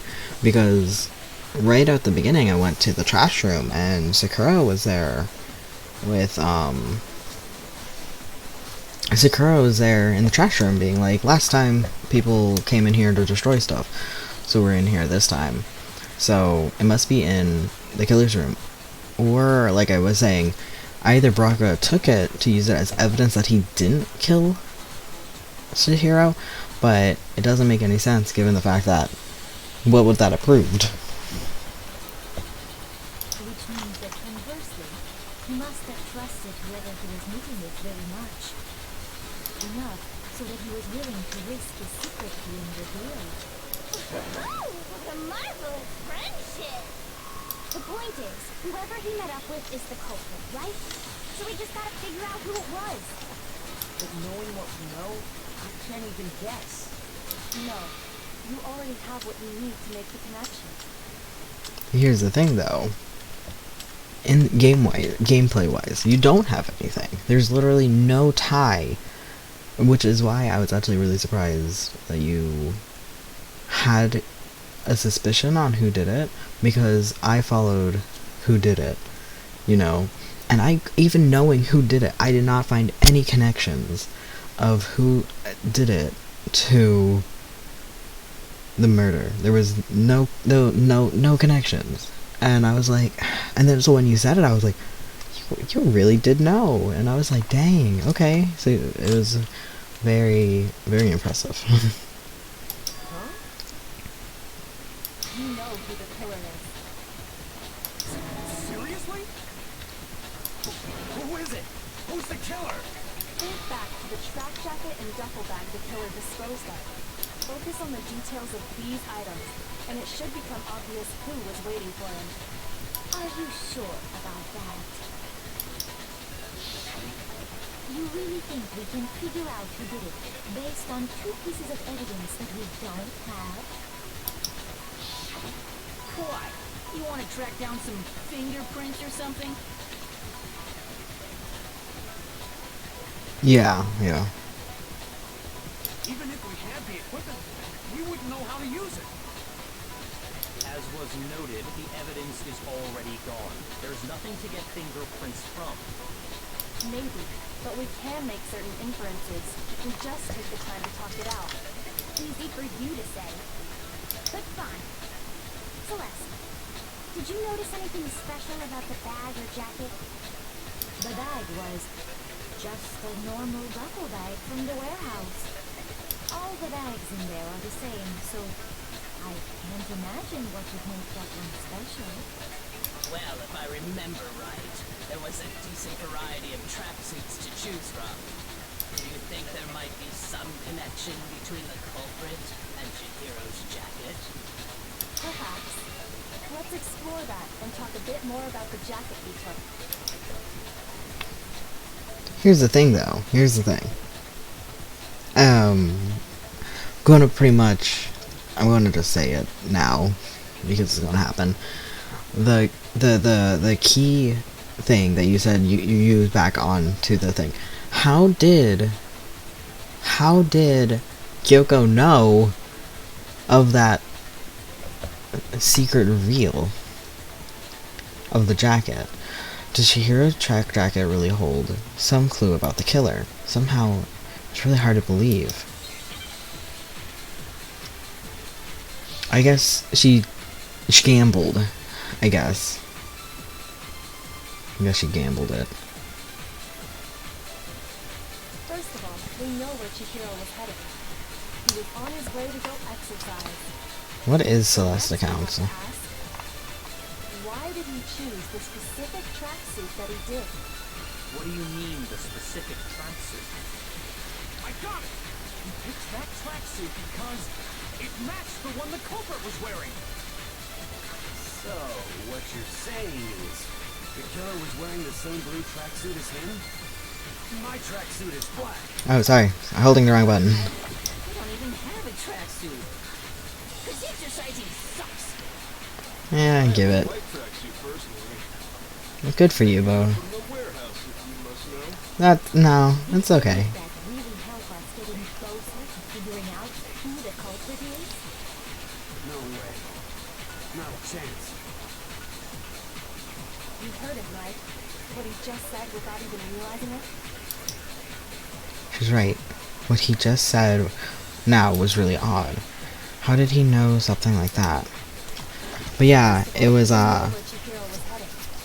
He was on his way to go exercise. I guess, so yeah, I Why did he choose this specific we'll see, What do you mean, the specific tracksuit? we'll see what, she said. He picked that tracksuit It would also be cute to match. the one the culprit was wearing. That's cute, if it did. So, what you're saying is, the killer was wearing the same blue tracksuit Yeah. as him? Okay, other way around. Might be. What the hell are you talking about? Shut up. Okay, thank you.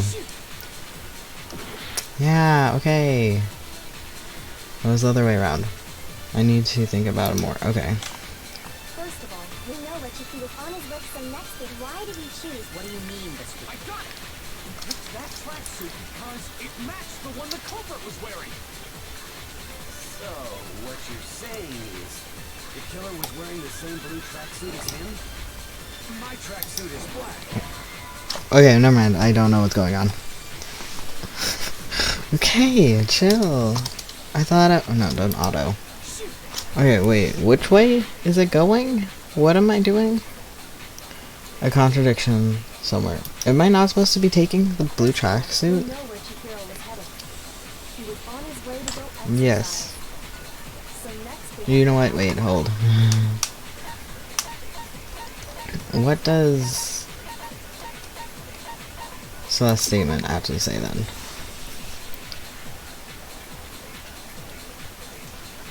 Do I not use it against stuff? I just use hers statement?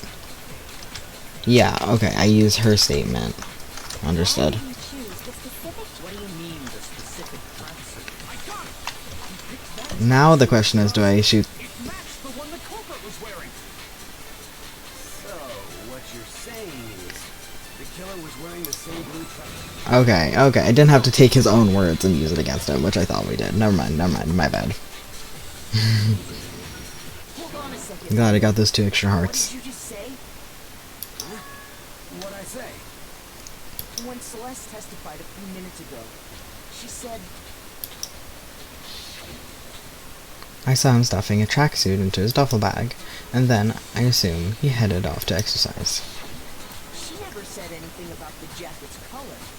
So why did you say Chihiro's blue tracksuit? Where you just... Hey, Celeste, what color was Chihiro's tracksuit? As a matter of fact, it was blue? And before we began the trial, did you tell anyone that?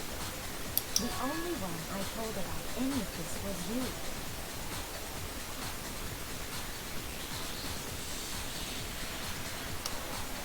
Then, Mondo, how did you know what color Chihiro's tracksuit was? Because I just... I'm sure you saw the clothes at some point in the investigation. No, that can't be it. The bag and clothes were surely disposed of by the time we began our investigation. Then the only reason he could have known what color the tracksuit was is if he saw Cherry with it before he died. That's the only possibility. Are you talking about Chihiro? So, how about it? Did you see the tracksuit or didn't you? Just by chance.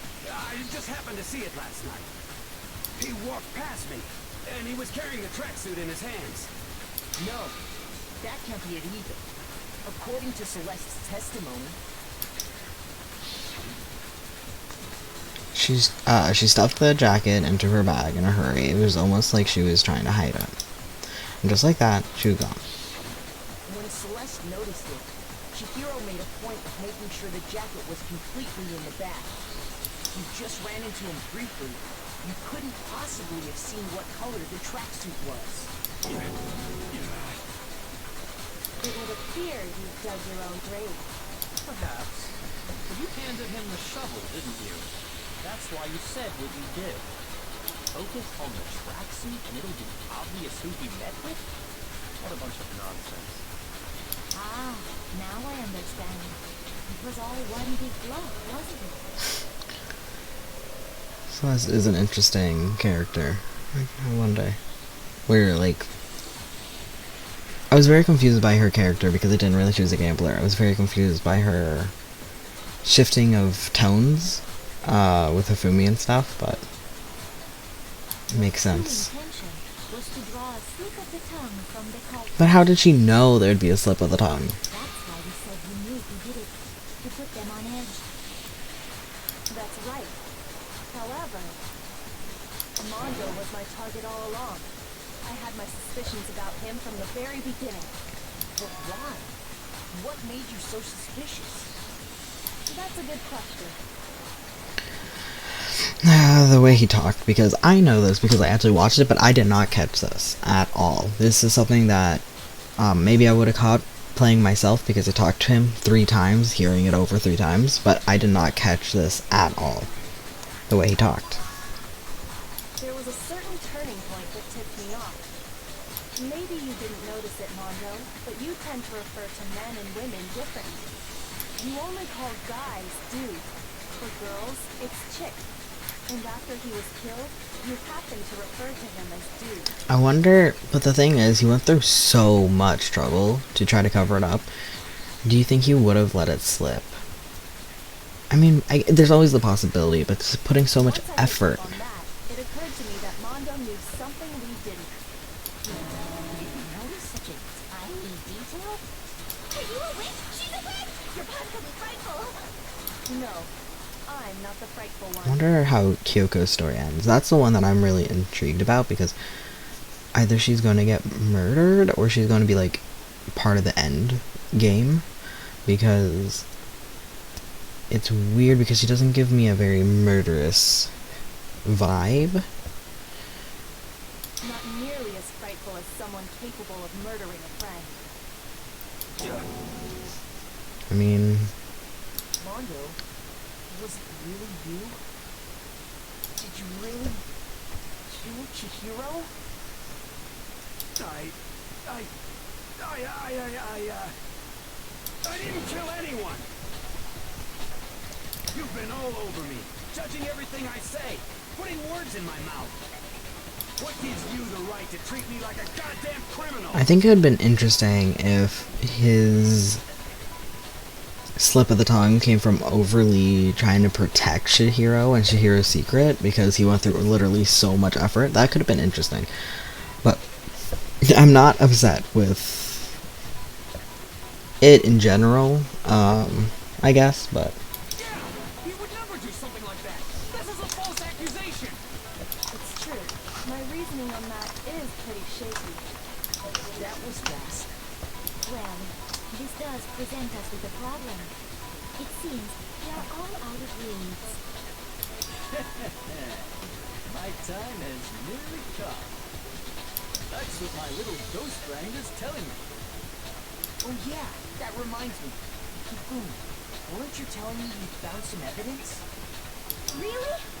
What kind of evidence?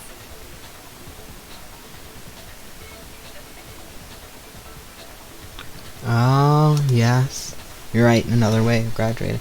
Yeah, because, like I mentioned back when I first started playing this, I heard from someone that actually never watched or read or played this game that, that they thought this was purgatory, and if you kill someone, it determines if you, like, how it ends up. Otherwise, it will end with giving up or getting away with murder. Yeah. Because they said it was like purgatory and stuff. So I thought they were all already dead. So it doesn't seem like that fits anymore. It seems like the world is messed up, like on the outside, based on a few things. But like outside of the school, but I don't know, and there has to be another way. I do have the tiniest bit of a spoiler that I'm not going to mention, like, at all. It's way too... Even so, it is a very, very small spoiler that I just happened to glance at. I'm definitely not going to reveal it. So that is giving me, like, I wonder how it ends, you know, really confuses me. Actually, now that I'm thinking about it here calmly, it might not be all that relevant. Jeez, does your confidence just get up and walk away?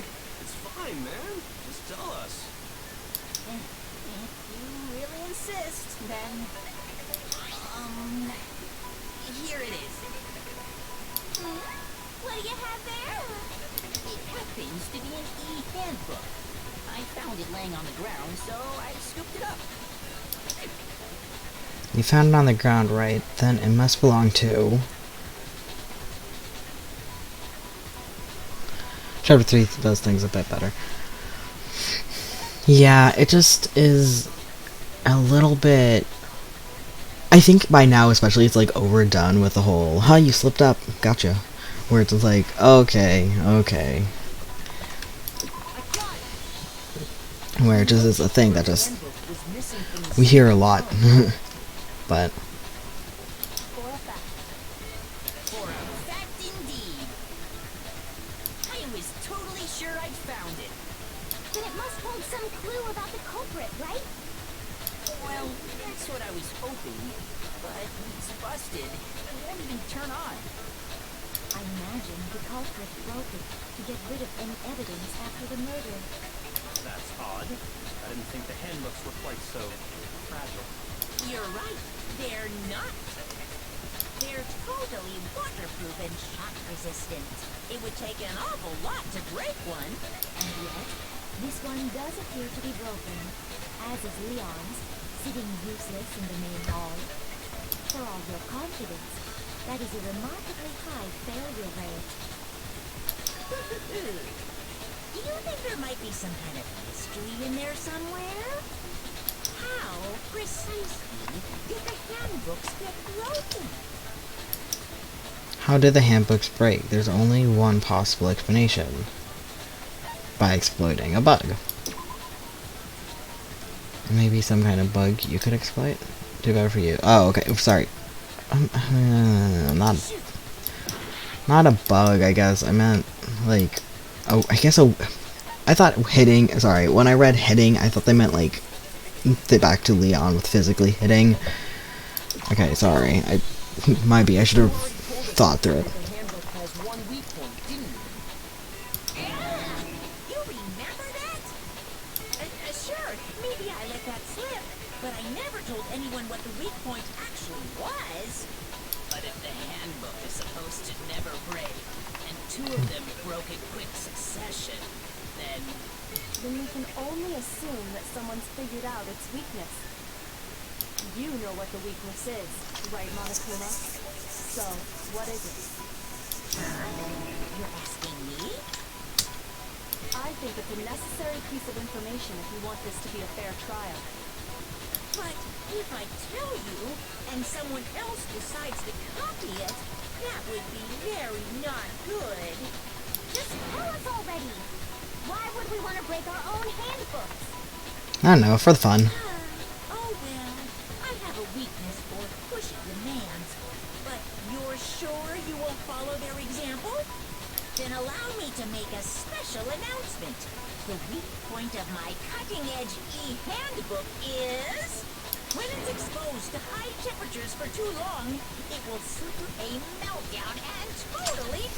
Did I say that out loud when I first started recording this video? Like, or not this video, but these series of videos, because when I was reading it, I was like made a joke about like putting it in the oven or something, but I can't remember if I actually made that joke out loud or not, and I'm so upset that I didn't, because I'm like, oh wait. But I also can't remember. I think it was when I played it, but it might have been when I watched it. So even if I did make the joke, it might have not have been here. So. I flippin' knew it! You knew it? Yeah, because I found the handbook laying on the floor of the sauna. The temperature in the sauna can reach over 200 degrees. Strange how you don't get burned, huh? Is that true? Is it 200 degrees in the sauna? Because that's like really hot.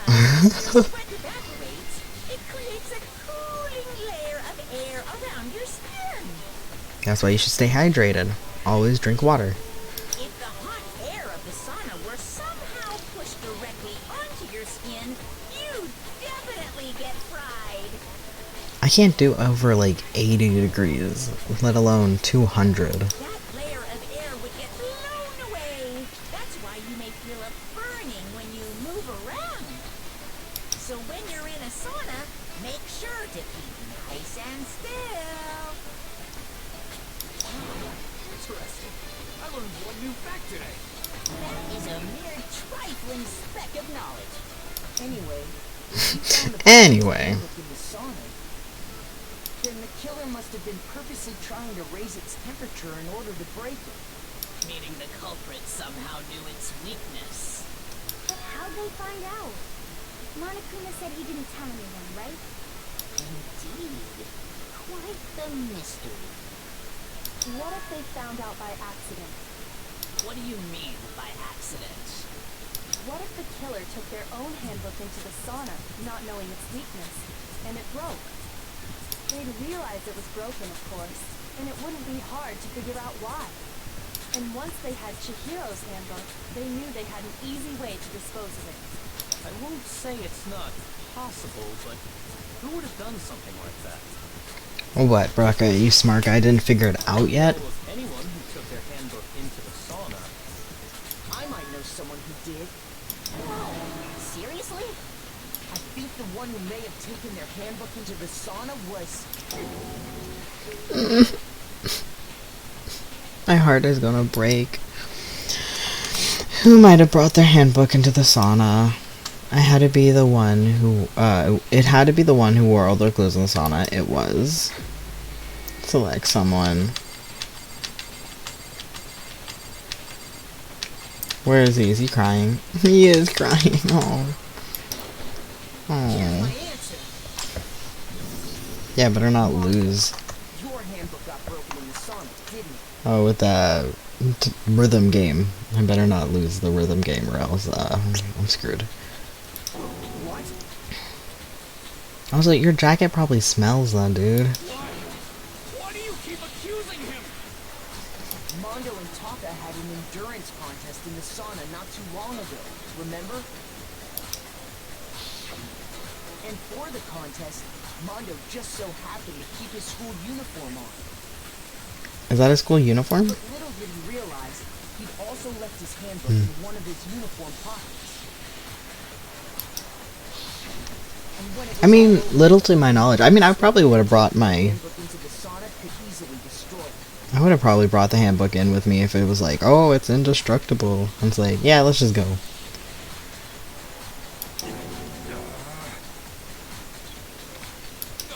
Wait, hold up! You've got it all wrong! He would never kill! I don't accept this! Show me the proof! The actual solid proof! I mean, I don't want to believe it either, but I found something that proves it beyond a shadow of a doubt. Did I? Make your argument.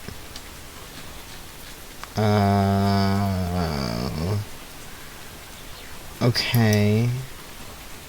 Let's test Makoto's assertion. If what he says is correct, then Mondo, you broke your own handbook. In other words, if Mondo's handbook is actually broken, then that proves that what Makoto said is right. Well, my goddamn handbook works just fine. Oh, it's this. Okay, it's this one. See? Look! Makoto was wrong after all! Mondo wouldn't hurt a fly! Okay, I think it's two Mondos. I'm sure Mondo's handbook broke during the Sauna showdown. If I could prove that, then it'll show that the handbook Mondo has must actually be. Yeah, okay. Let's test Makoto's. If what he said, you broke your own handbook. In other words, if Mondo's handbook is actually broken, then that proves that what Makoto said is right. Well, my goddamn handbook works just fine. No! Okay, we're gonna fast forward again.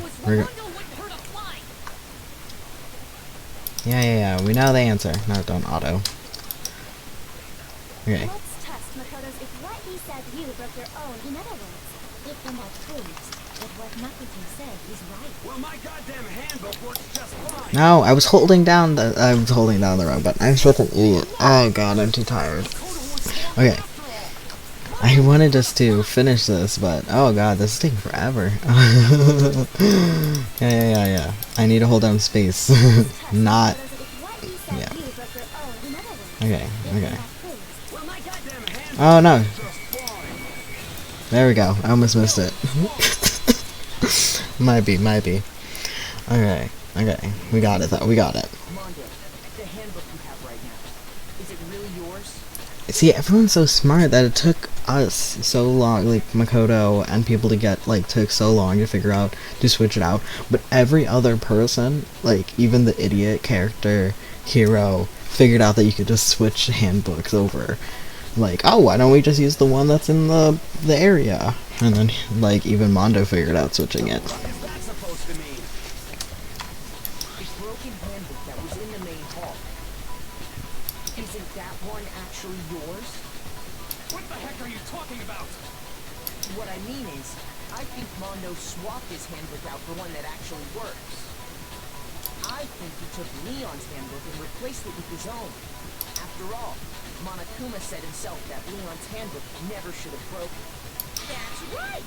The punishment it suffered wasn't nearly enough to destroy it. So then, the broken handbook in the main hall is actually Mondo's. Which would mean that the handbook Mondo has right now is actually Leon's. Yes? But doesn't that violate the school regulation that says Okay. that your handbook is prohibited? He also didn't know. Well, here's how I look at it.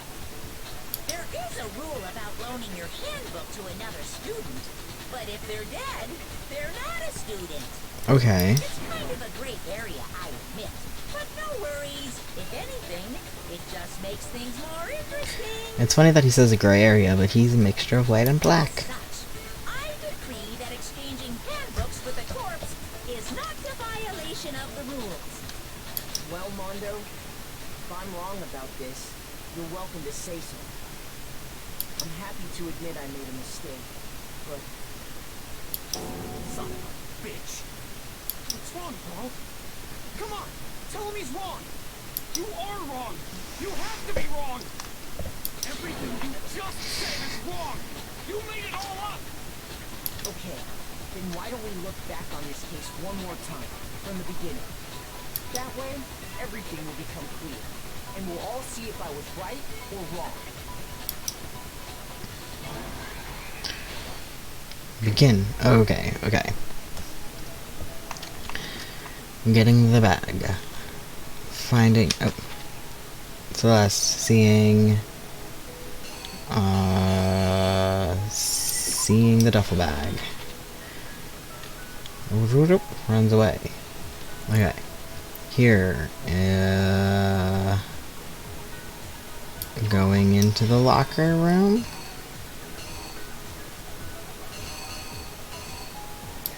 Going to the boys' locker room?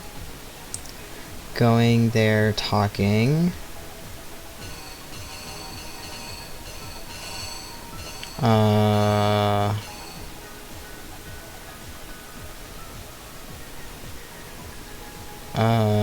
They were working out.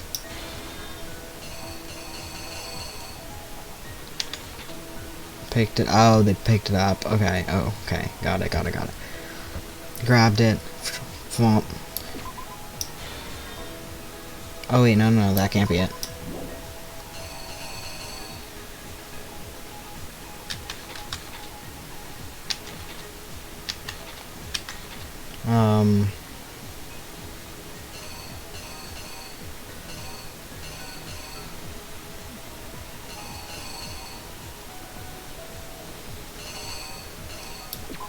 Blood splatter? Okay, on the ground.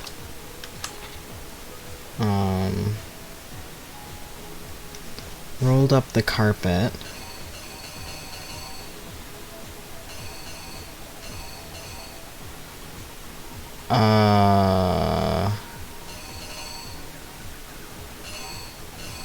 Girls' locker room?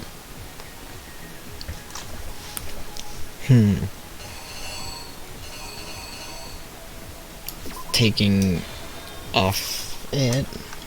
No. Wait, sorry, no. To put this back. Taking off it. No, taking off it. Pick up. Girls' locker room. Key card. Go in.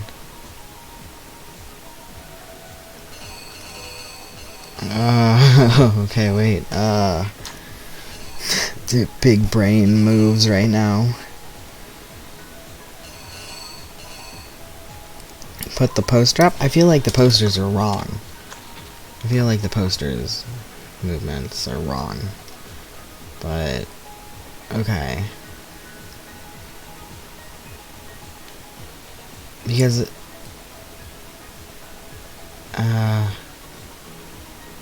tired?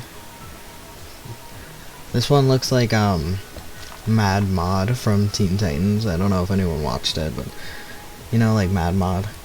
Anyways, like the TV show, the cartoon. Found it. Found the body. I feel like the I don't know. The Dumbbell seems wrong.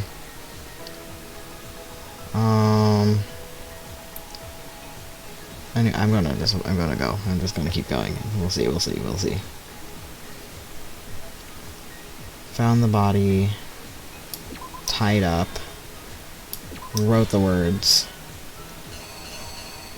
This is a different person. So they went to the sauna. Yeah, the sauna. They threw it down. I feel like because they did the two posters, it should be the two posters. Took it down. Now we're in the girls' room. Put it up.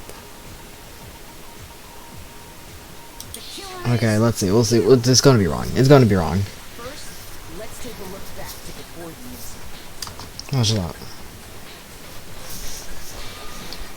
Last night, Celeste saw Chihiro in the warehouse, correct?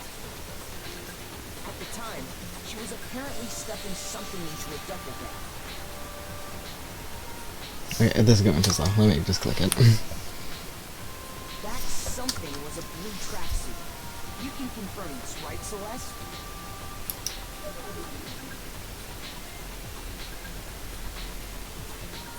With bag in hand, Chihiro headed out, even though it was officially nighttime. She made her way to the locker room, specifically the boys' locker room. But how could the victim, who was apparently a girl, access the boys' locker room? Okay, that was right. Okay, thank goodness. Simple, because she was really a he. Okay. That's why he was able to use his own handbook to gain entrance to the boys' locker room. Once inside, he met with someone there. And the person he met was the one who killed him.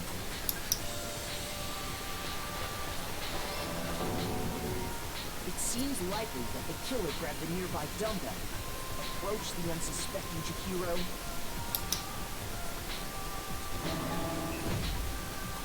and attacked him.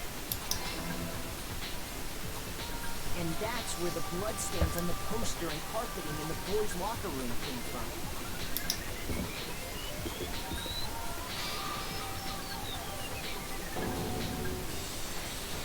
It was likely in the heat of the moment. The body was arranged, but the murder itself felt unplanned.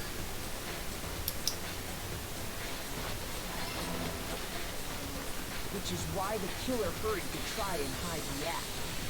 First, pulling up the bloodstained carpet. Then, removing the bloody poster.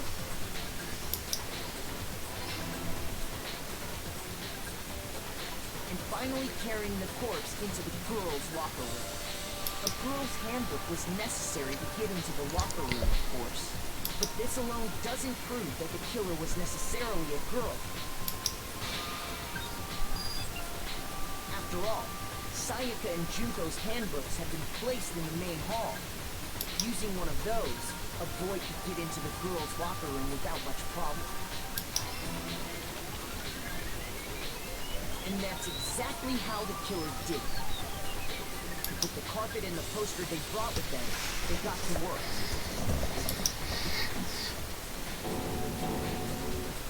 They changed the layout of the boys' and girls' locker room in what you might call a crime scene switch.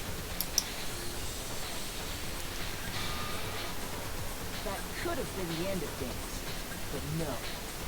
Yakuya discovered the body and decided to intervene in the situation, making things even more complicated. This is why Baka sucks. So, after stumbling on the crime scene, he went and grabbed the extension cord from the library, and then he got to work. See, around the neck, Used the that's cord to so... string up Chihiro's lifeless body.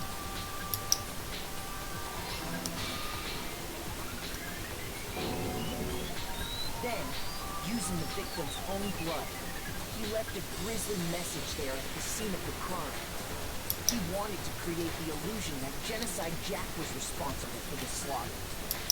so he can expose him, or her. And around the same time that Yakuya was putting together this facade, the killer, having already disposed of Chihiro's bag and other belongings, arrived at the sign. So you're ready to dispose of Shihiro's bag and other belongings. Where? I wanna know. Chihiro's handbook.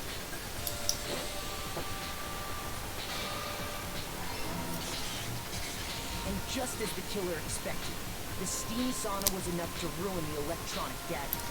This took forever to switch over the crime scene, though. No, again, I only know this because I seen it, you know what I'm saying?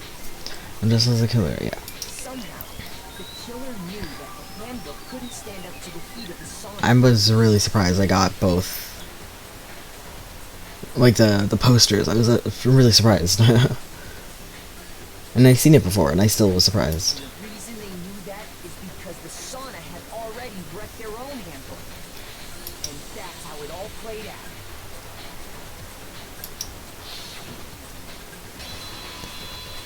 Mondo put in so much work to cover up Chihiro's secret. It's so sweet. So sweet. I know. Oh, it didn't. Only one minigame left, right? I'm so tired. God, 3 hours. Okay, let's go. But, oh, you could put so much work into covering up, like, Chihiro's secret. And it's just so sweet. So sweet. I know, Mondo killed Chihiro, blah blah blah, but it's so sweet. This can't be right. This should be evidence. Yeah. Where's your evidence? You need evidence. You need proof. No, it's okay. Without any proof, you can't pin any of this on him. Evidence that Mondo is a killer. That already revealed itself earlier in the trial.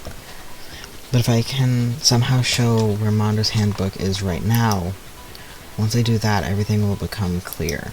A new element that has been added to the bullet time battles. Would you like to hear it? Yes. Yeah, bullet time battles. Ooh, those are gonna be bad. Fever time and Nega? Nega time? Nega? Nega. Like negative. Got it. Nega time.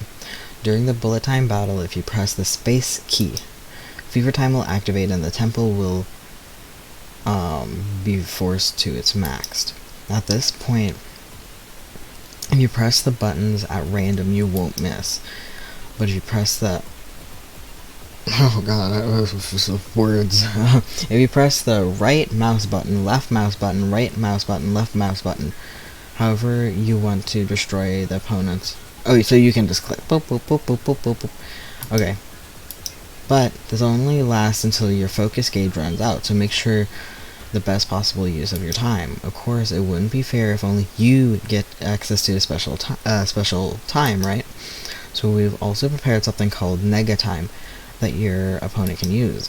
If your opponent activates Nega time during the bullet time battle, your tempo marker will disappear, making it quite a bit tougher to hit the buttons in rhythm.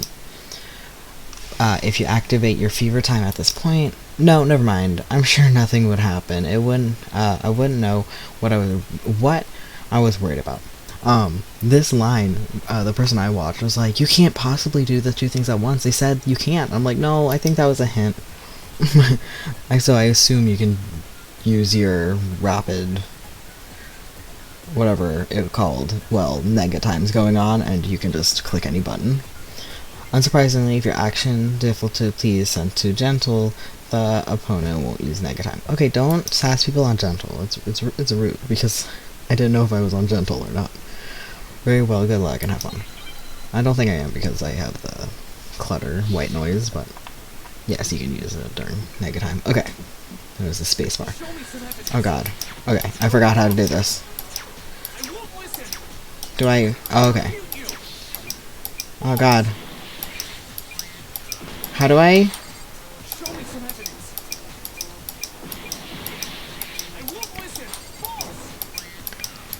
I forgot how to do this. Am I winning?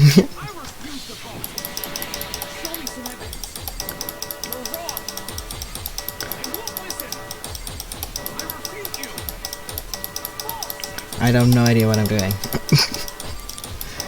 Okay, okay.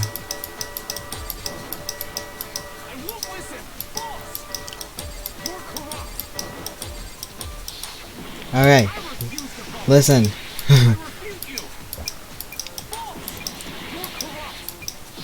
Shoot, I don't know where my... Alright, there they are. Shoot, I'm bad at these.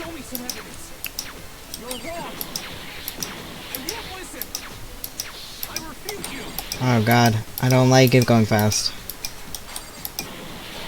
Yeah, I died. Okay. Okay, I need to focus. Don't believe me, no one's to hear what I have to... We already discovered it's just him going, no, my best friend couldn't have done it. Okay, we already came to the end of the debate. Yeah, okay. No, undo this. Yeah. What would be my death? Yeah, we got, yeah. It appeared that the most votes was... Everyone voted for me, even so there's evidence. Is this really the end for all of us? No. What if I just say no? Just bye. Okay. Okay, I get my hearts back. All of them? Okay. Then let's try this. Okay, no. I can figure it out. It was spacebar. No, but I do wanna... Wait. I wanna... Wait. Hold on. Wait, hold on. Okay. I would need to just remember how to do it. What buttons?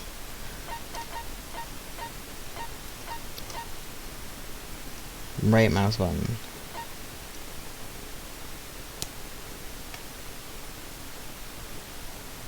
Okay.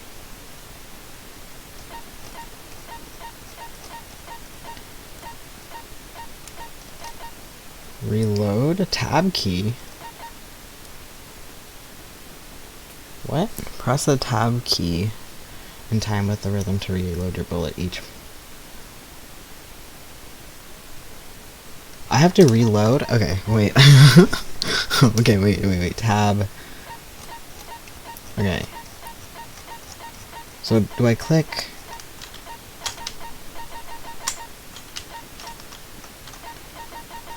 So for each of them I click the left button, and then I click right, and then I click.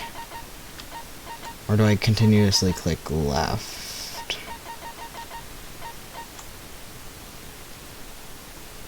Okay. Show me some evidence. You're wrong. I won't listen. I refute you. False.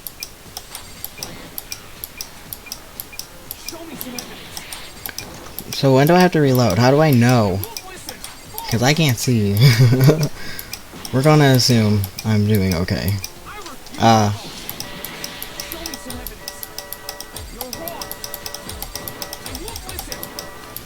I refute you. Okay, so we want multiple. Show me some evidence. I won't listen. False. You're corrupt. Oh shoot. I refuse to talk. I refute you. False. You're corrupt. No, wait. Show me some evidence. Okay, wait, I didn't. Show me some evidence. Okay. Prove it. There was evidence though, my little love. Thinking so far is right. Mondo must have replaced his broken handbook with new ones. In which case, we can just check each of our handbooks right now. Once we do that, we'll... You don't gotta do that. Mondo has a really low shirt. Really shows off his pecs. Yeah. I did it. I killed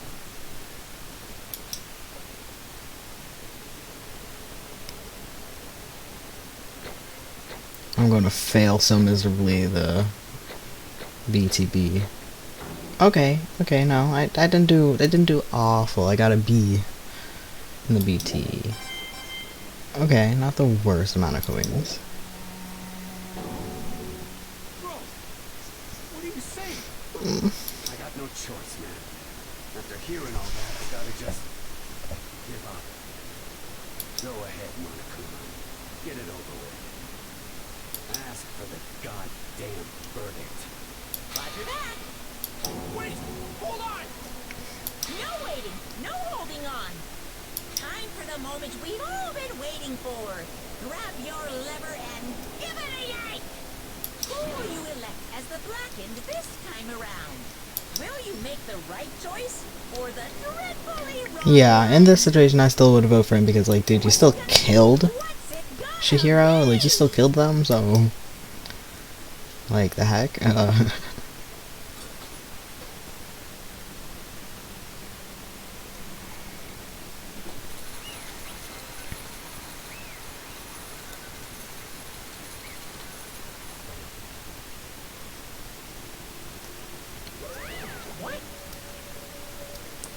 this time it looks like you got it right again. Yes, it is so. The Blackens that killed Chihiro Fujisaki was Mondo Owada. In case you're wondering, the vote was not unanimous. Taka chose the wrong answer. You're treading very close to a dangerous zone, Mr. Ishimaru. You need to be more careful. I refuse to believe it. There's no way he could kill someone. Sorry. Why are you apologizing? Why did you do it? Now then. Well, it looks like Mondo taken a vow of silence, so allow me to explain on his behalf. Actually, The story of a murder this time is the sad story of two men. But for anyone who doesn't really want to hear it, you can hit the control key and fast forward on the text. Nope, I want to hear it because that's the whole point of, like, why I watched this trial to begin with and what I want to talk about, so let's continue. Anyways, there was once a young boy, and his name was Shihiro Fujisaki. You're lucky that he has a unisex name. Or they have a unisex name. Again, didn't explain yet. He had an extreme inferiority complex regarding his own lack of strength. You're so weak even though you're a boy. He'd hear things like that so often that he could remember that he couldn't overcome his weakness. On the contrary, he tried to hide and bury himself further and further into that weakness, to take on the fragile form of a petite young girl. He had chosen that as his way out.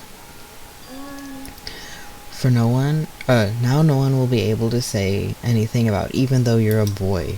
But no matter how tightly he wrapped himself up in that shell, the inferiority complex has already taken root deep inside him and was not so easily weeded out. As it turned out, the shell was completely empty. The complex didn't disappear, instead it only grew stronger and stronger. I'm weak.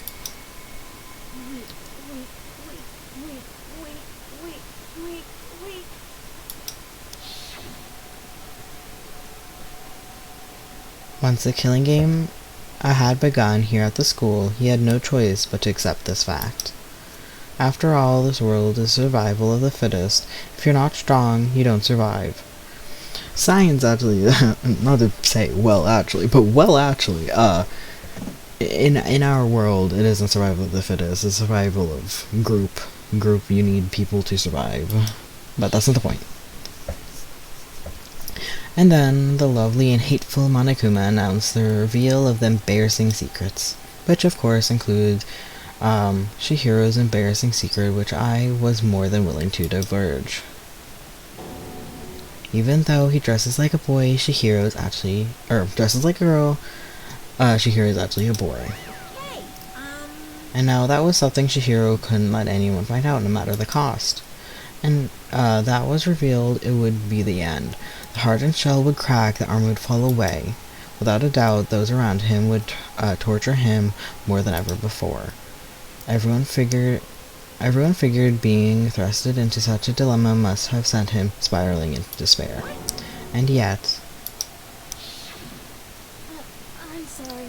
Sorry, I don't really want to talk about it right now. But I also don't want to leave things as the way they are, so maybe we can talk about it later. Maybe after I try my best to become strong, then I can tell everyone. Annoyingly, he used the threat of discovery to motivate him to become stronger. That's right. Now is my I chance. want to change. I'm going to get stronger and to accept who I am. Strong enough that when someone says, even though you're a boy, I'll be okay. I'll get better. With that though, at the front of his mind, he resolved to take immediate action. And so, that day he made the commitment to begin exercising, that he was prepared to retrain his mind and body. But sadly, that would be the first and only chance he would get at it. When he decided to start exercising, he thought it would be good to ask for someone's help, but he wanted to tell that person his secret first, and then ask them to help him from there. And the person he went to, it was me. Yeah, it sure was. The biker gang fella had been painfully clear about how important his manly promises were.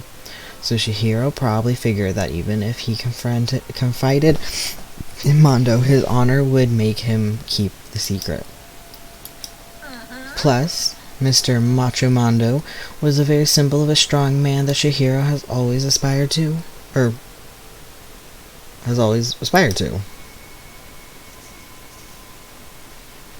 Maybe talking to Mondo about it will help give me some courage.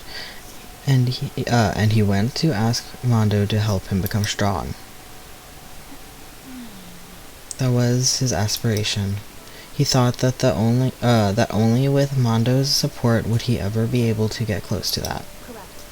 So then, That must be why Mondo did what he did, to keep the secret he made, or the promise he made to Chihiro. Did what he did? Oh, you mean that's why Mondo carried Chihiro from the boys' locker room to the girls' locker room? Yes, that's exactly what I meant. Wasn't that to cover up what he's done? Certainly. That could have been part of it, but I don't think it was the main reason. The real purpose was to keep the promise between men like he made to Chihiro.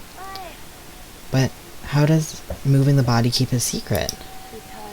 Because if everyone knew he'd been killed in the boys' locker room, then everyone would have been arguing about how she got into the boys' locker room, right? Once that started up, at least a few of us would have immediately begun suspecting his identity, so he tried to protect Chihiro's secret by putting him in the girls' locker room and stealing his handbook to see. And then Mondo did all that to keep the promise he made to Chihiro, who he'd also kill? Why? Why would he do that? The more I hear you talk, the more I don't understand. I mean, you guys trusted each other, right? So why? Why did you? Because no matter what, I didn't want anyone to know. So that's what triggered it after all. The possibility of having your embarrassing memories and secrets exposed.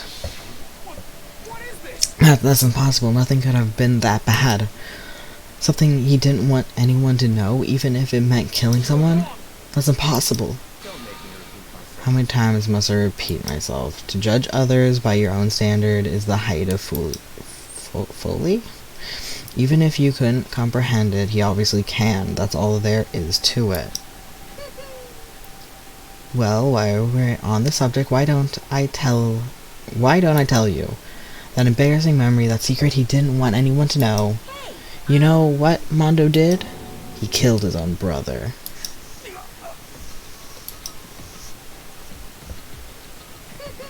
Mondo, the ultimate biker gang leader, makes all the hoodlums and riffraff across the country tremble, but the only reason he had the chance to join a gang in the first place was because of a certain someone. Somebody.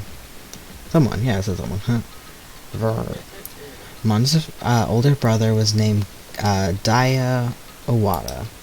Mondo had nothing but respect for him. It was because of Daya that Mondo ever got on a motorcycle. Looks like he's running. Mondo's brother was his only family growing up. He was the only one Mondo could trust or respect. He wanted to measure up to his big brother, so he oh god, oh, and your brain just is fried. Imitated him in everything he did. Mondo was the sorry, that is kind of hurting my head right now. A tone of the star-eyed kid brother. Meanwhile, the charismatic older brother had put together a local biker gang. And before anyone knew it, it had grown into the biggest biker gang in the country. Daya, the older brother, number one in the gang, and his number two, his younger brother, Mondo. In the beginning, everything was peaches and gravy. I don't think I ever ate peaches with gravy. I don't know if I would. And when Mondo started to think about how he would have to take over the gang for his brother someday, his brother's greatness, his reputation began to gnaw on Mondo's very soul. The kid's gonna take over for Daya, huh? Daya created this gang with his bare hands. Mondo's just along for the ride. Can anyone like that really be our leader? All that'll do is make the gang look bad. Almost every day, Mondo heard the gossip and whispers of the other members of the gang.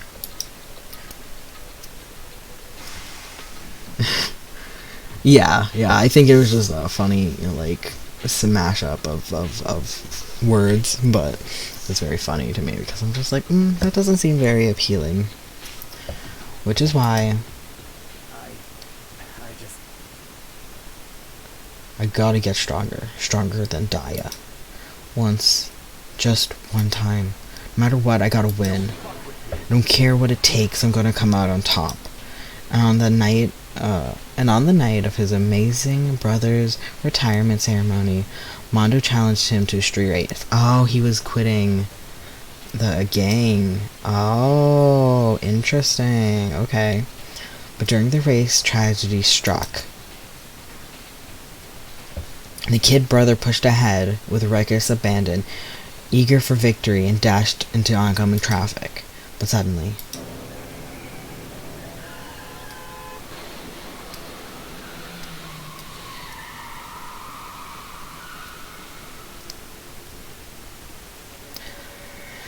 lying in his kid brother's arms, the older brother delivered his final words.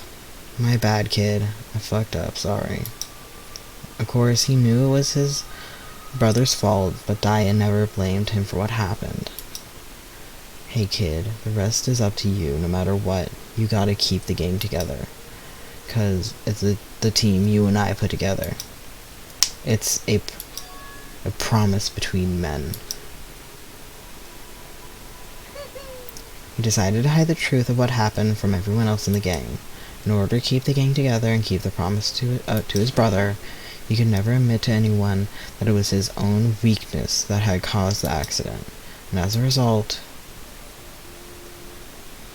the team was made even stronger under the banner of the kid who bested his big brother. Dad was going to lose to the kid brother, so he got stupid and got himself killed. That became the explanation for what happened. Mondo's lie became the truth. He wanted to lead the team so bad, he was willing to tell all kinds of lies about his brother. I'm strong. Strong. And yet, as soon as their killing game had begun, he realized, no matter how tough he pretended to be, he was just another weakling that could die in an instant. And when the lovely and hateful Monokuma announced the revealing of the embarrassing secrets, at that point, it was clear I would have no problem shedding light on his secret. Mondo killed his own older brother. No matter what, I couldn't let the other gang members find out. If that happened, everything would have been ruined. Everything me and my brother had worked to create would have been destroyed. His death, all the guilt I've been carrying around, it all would have been for nothing. And that's why I, Mondo, after I saw what Monokuma had on me, my head filled with that kind of fuzzy uneasiness that just started swirling around. I'd never felt anything like it before.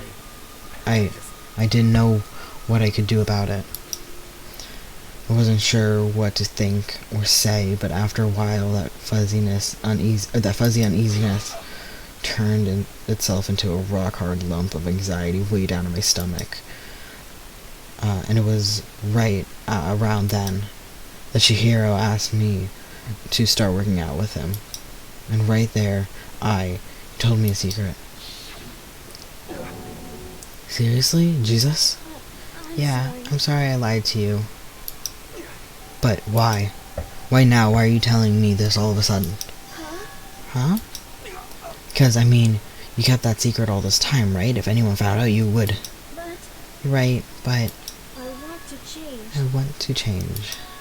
I wrap myself in lies. I'm weak. I want to destroy that version of me forever. His words were like a knife in my gut. I felt like he was exposing the lie I've been living myself. I have to change. I don't want to be weak anymore. You're so strong. It can't hurt. It couldn't hurt you, right? Whatever secret Monokuma might tell us. So what? You're saying I should just say it?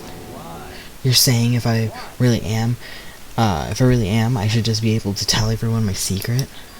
Huh? I was jealous. The jealousy of Chihiro's strength. He had the strength to face his own weakness, to try and overcome it. It was the kind of strength I never had. So, I was jealous of him. And that jealousy broke me.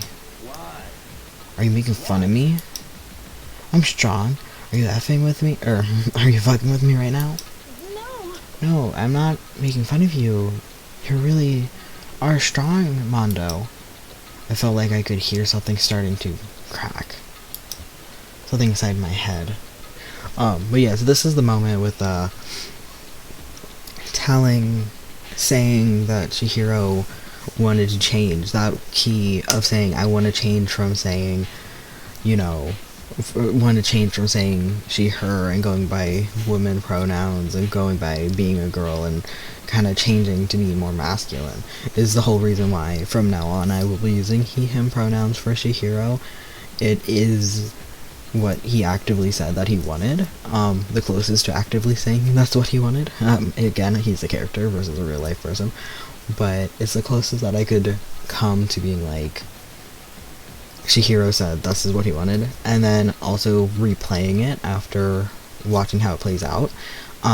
He also mentioned every time, like the very beginning, when he introduced himself, he said, oh, I hate introducing myself this way.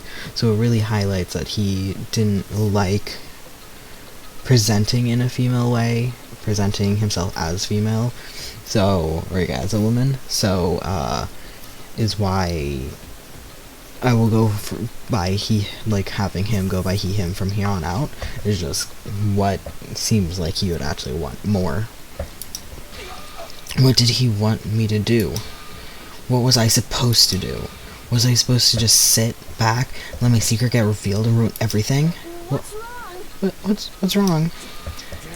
Why did you have to tell me all that? Are you trying to rub my failure in my face? No, I just really admire you. I admire your strength. Yeah, that's right. I am strong. I'm strong. Strong. Stronger than you. And stronger than Daya. I don't remember anything after that. Then I woke up again. He was laying at my feet covered in blood. I had a dumbbell in my hand. I was just staring at him, looking at him down on the ground.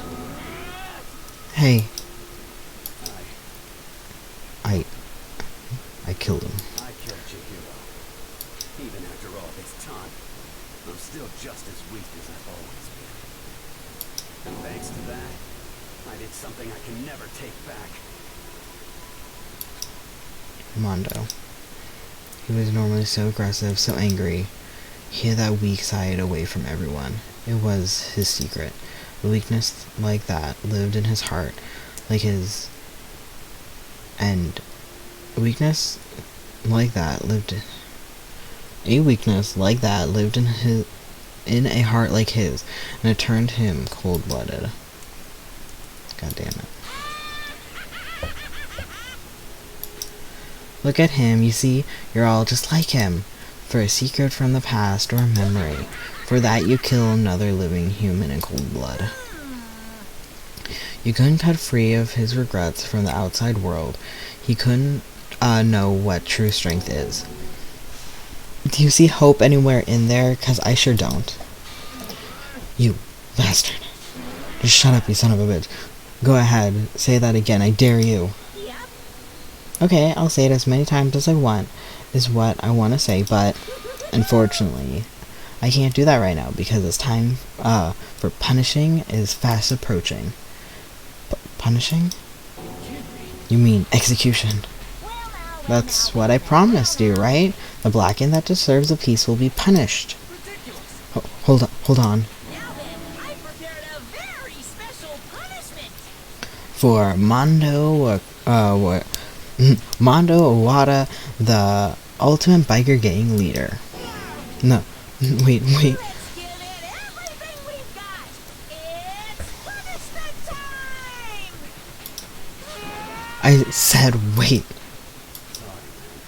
I couldn't keep the promise we made. From one man to another.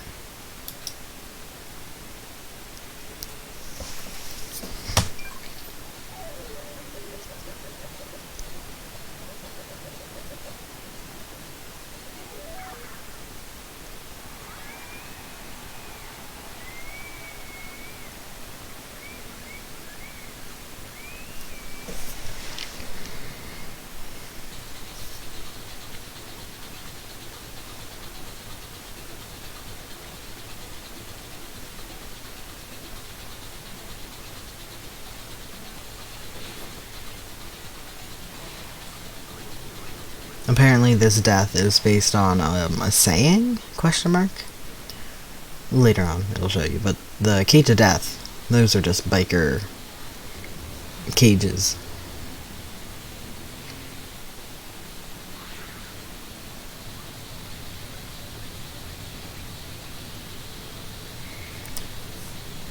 Yeah.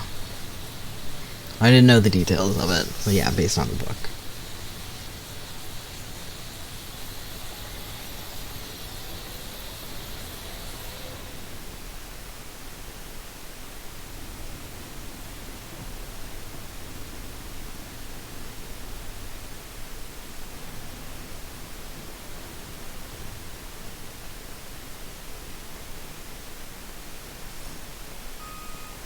Yeah.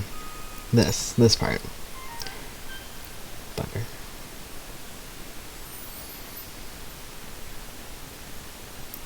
Cute art? Oh!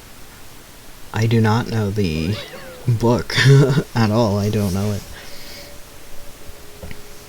Laugh at death and your soul will forever be at peace. It can't be. My brother.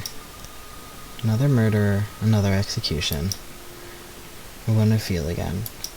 Everyone's lives are taken so lightly here. I feel like I might be going mad. Maybe I'll just let it happen.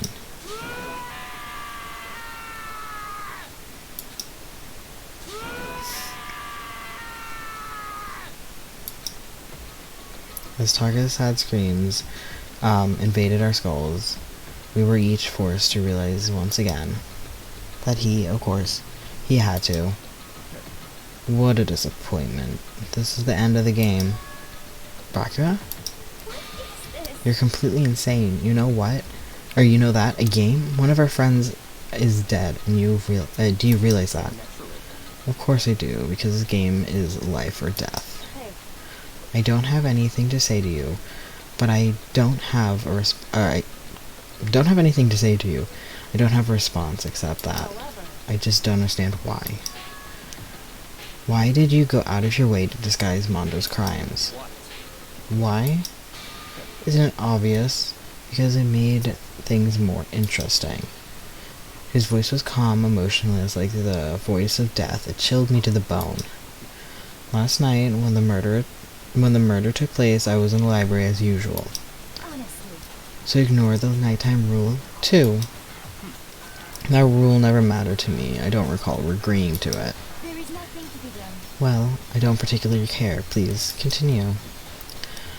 That night grew late. I decided to return to my room, which is when I stumbled upon him.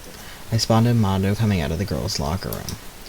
After he'd gone, I looked inside and saw the corpse.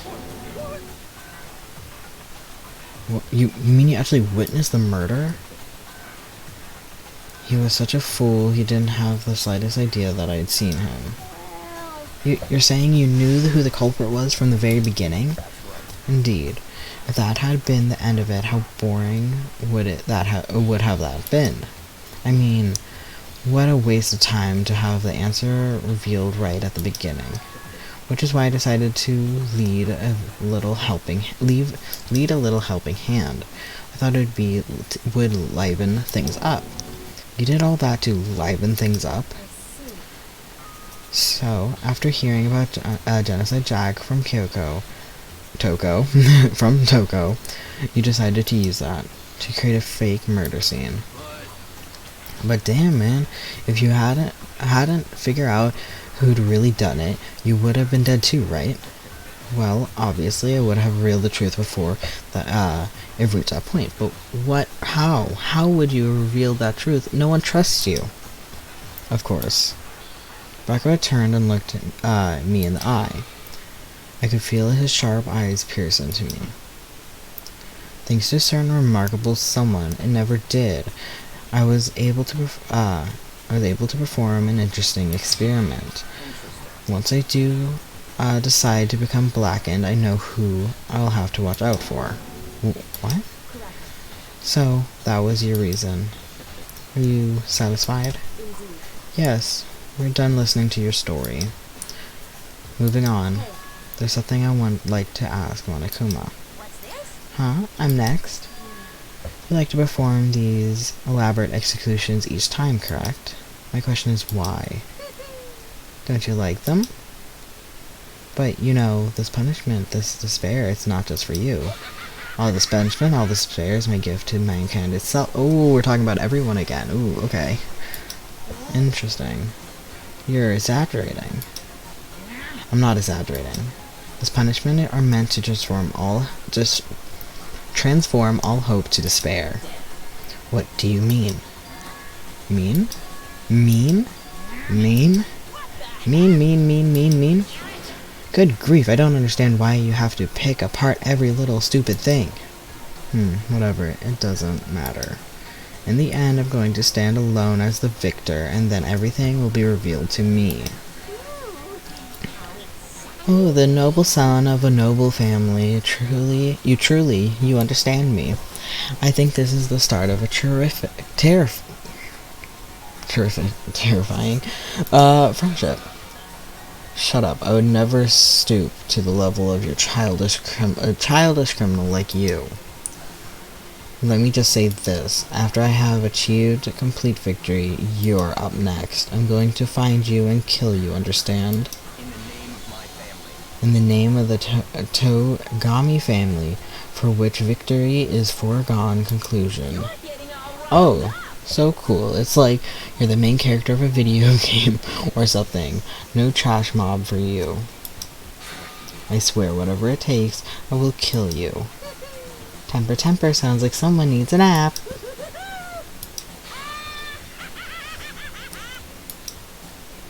Oh god, is it bedtime? Please? Bedtime? Monokuma's laugh peeled across the courtroom, and a curtain closed on the case of Chihiro and Mondo. But I knew it wasn't the end. The killing game would still continue, because the mastermind wouldn't let it end. For those of us who were still alive, our worst fear and despair kept on multiplying. It was the kind of despair that felt like a blind puppy in hell had more of a future than us. That's a weird saying. Okay. All of our courage, our efforts, our friendship, it felt like it amounted to nothing at all. It was the worst kind of despair. Oh. Well, anyway, like I was saying... You know what? Can I save it here? No? Can I save it here? I'm gonna save it here. I'm not gonna... yeah, let's save it here. Did I save it? Yes. Yes, overwrite it, because I always save things twice. Okay, we're gonna save it here, and I'm gonna go to bed. Because I'm tired. Yeah. You're always so sweet. No man, I absolutely love doing this. I surprisingly really love this game. I was scared it was going to be not what... It didn't age well, I guess, because, again, I knew people back 10 years ago who played it, so I'm very glad it still lives up, and I'm very excited. I want to know what happens, I want to know the ending, I want to know how they have, like, 3 other games on top of this, because I don't understand how that happened, but I'm very intrigued. One thing... nah, it's a thought, but it's a thought for another day. But, yeah, I'm very excited. I played for so long today. I didn't realize finding all the evidence and the trial would take this long, but I'm so glad. Thank you so much for being here, though, because that's amazing. I absolutely love when people are here. So, thank you. Yeah. I also changed I changed 2 settings in Steam, or in Streamlabs and OBS, so I wonder what they did. So if you're like, oh, that seems a little odd or off, it's probably those 2 things. That I try to make it, the delay be shorter, but I actually don't know how to do that. Anyways, I'm gonna leave it here. Goodbye.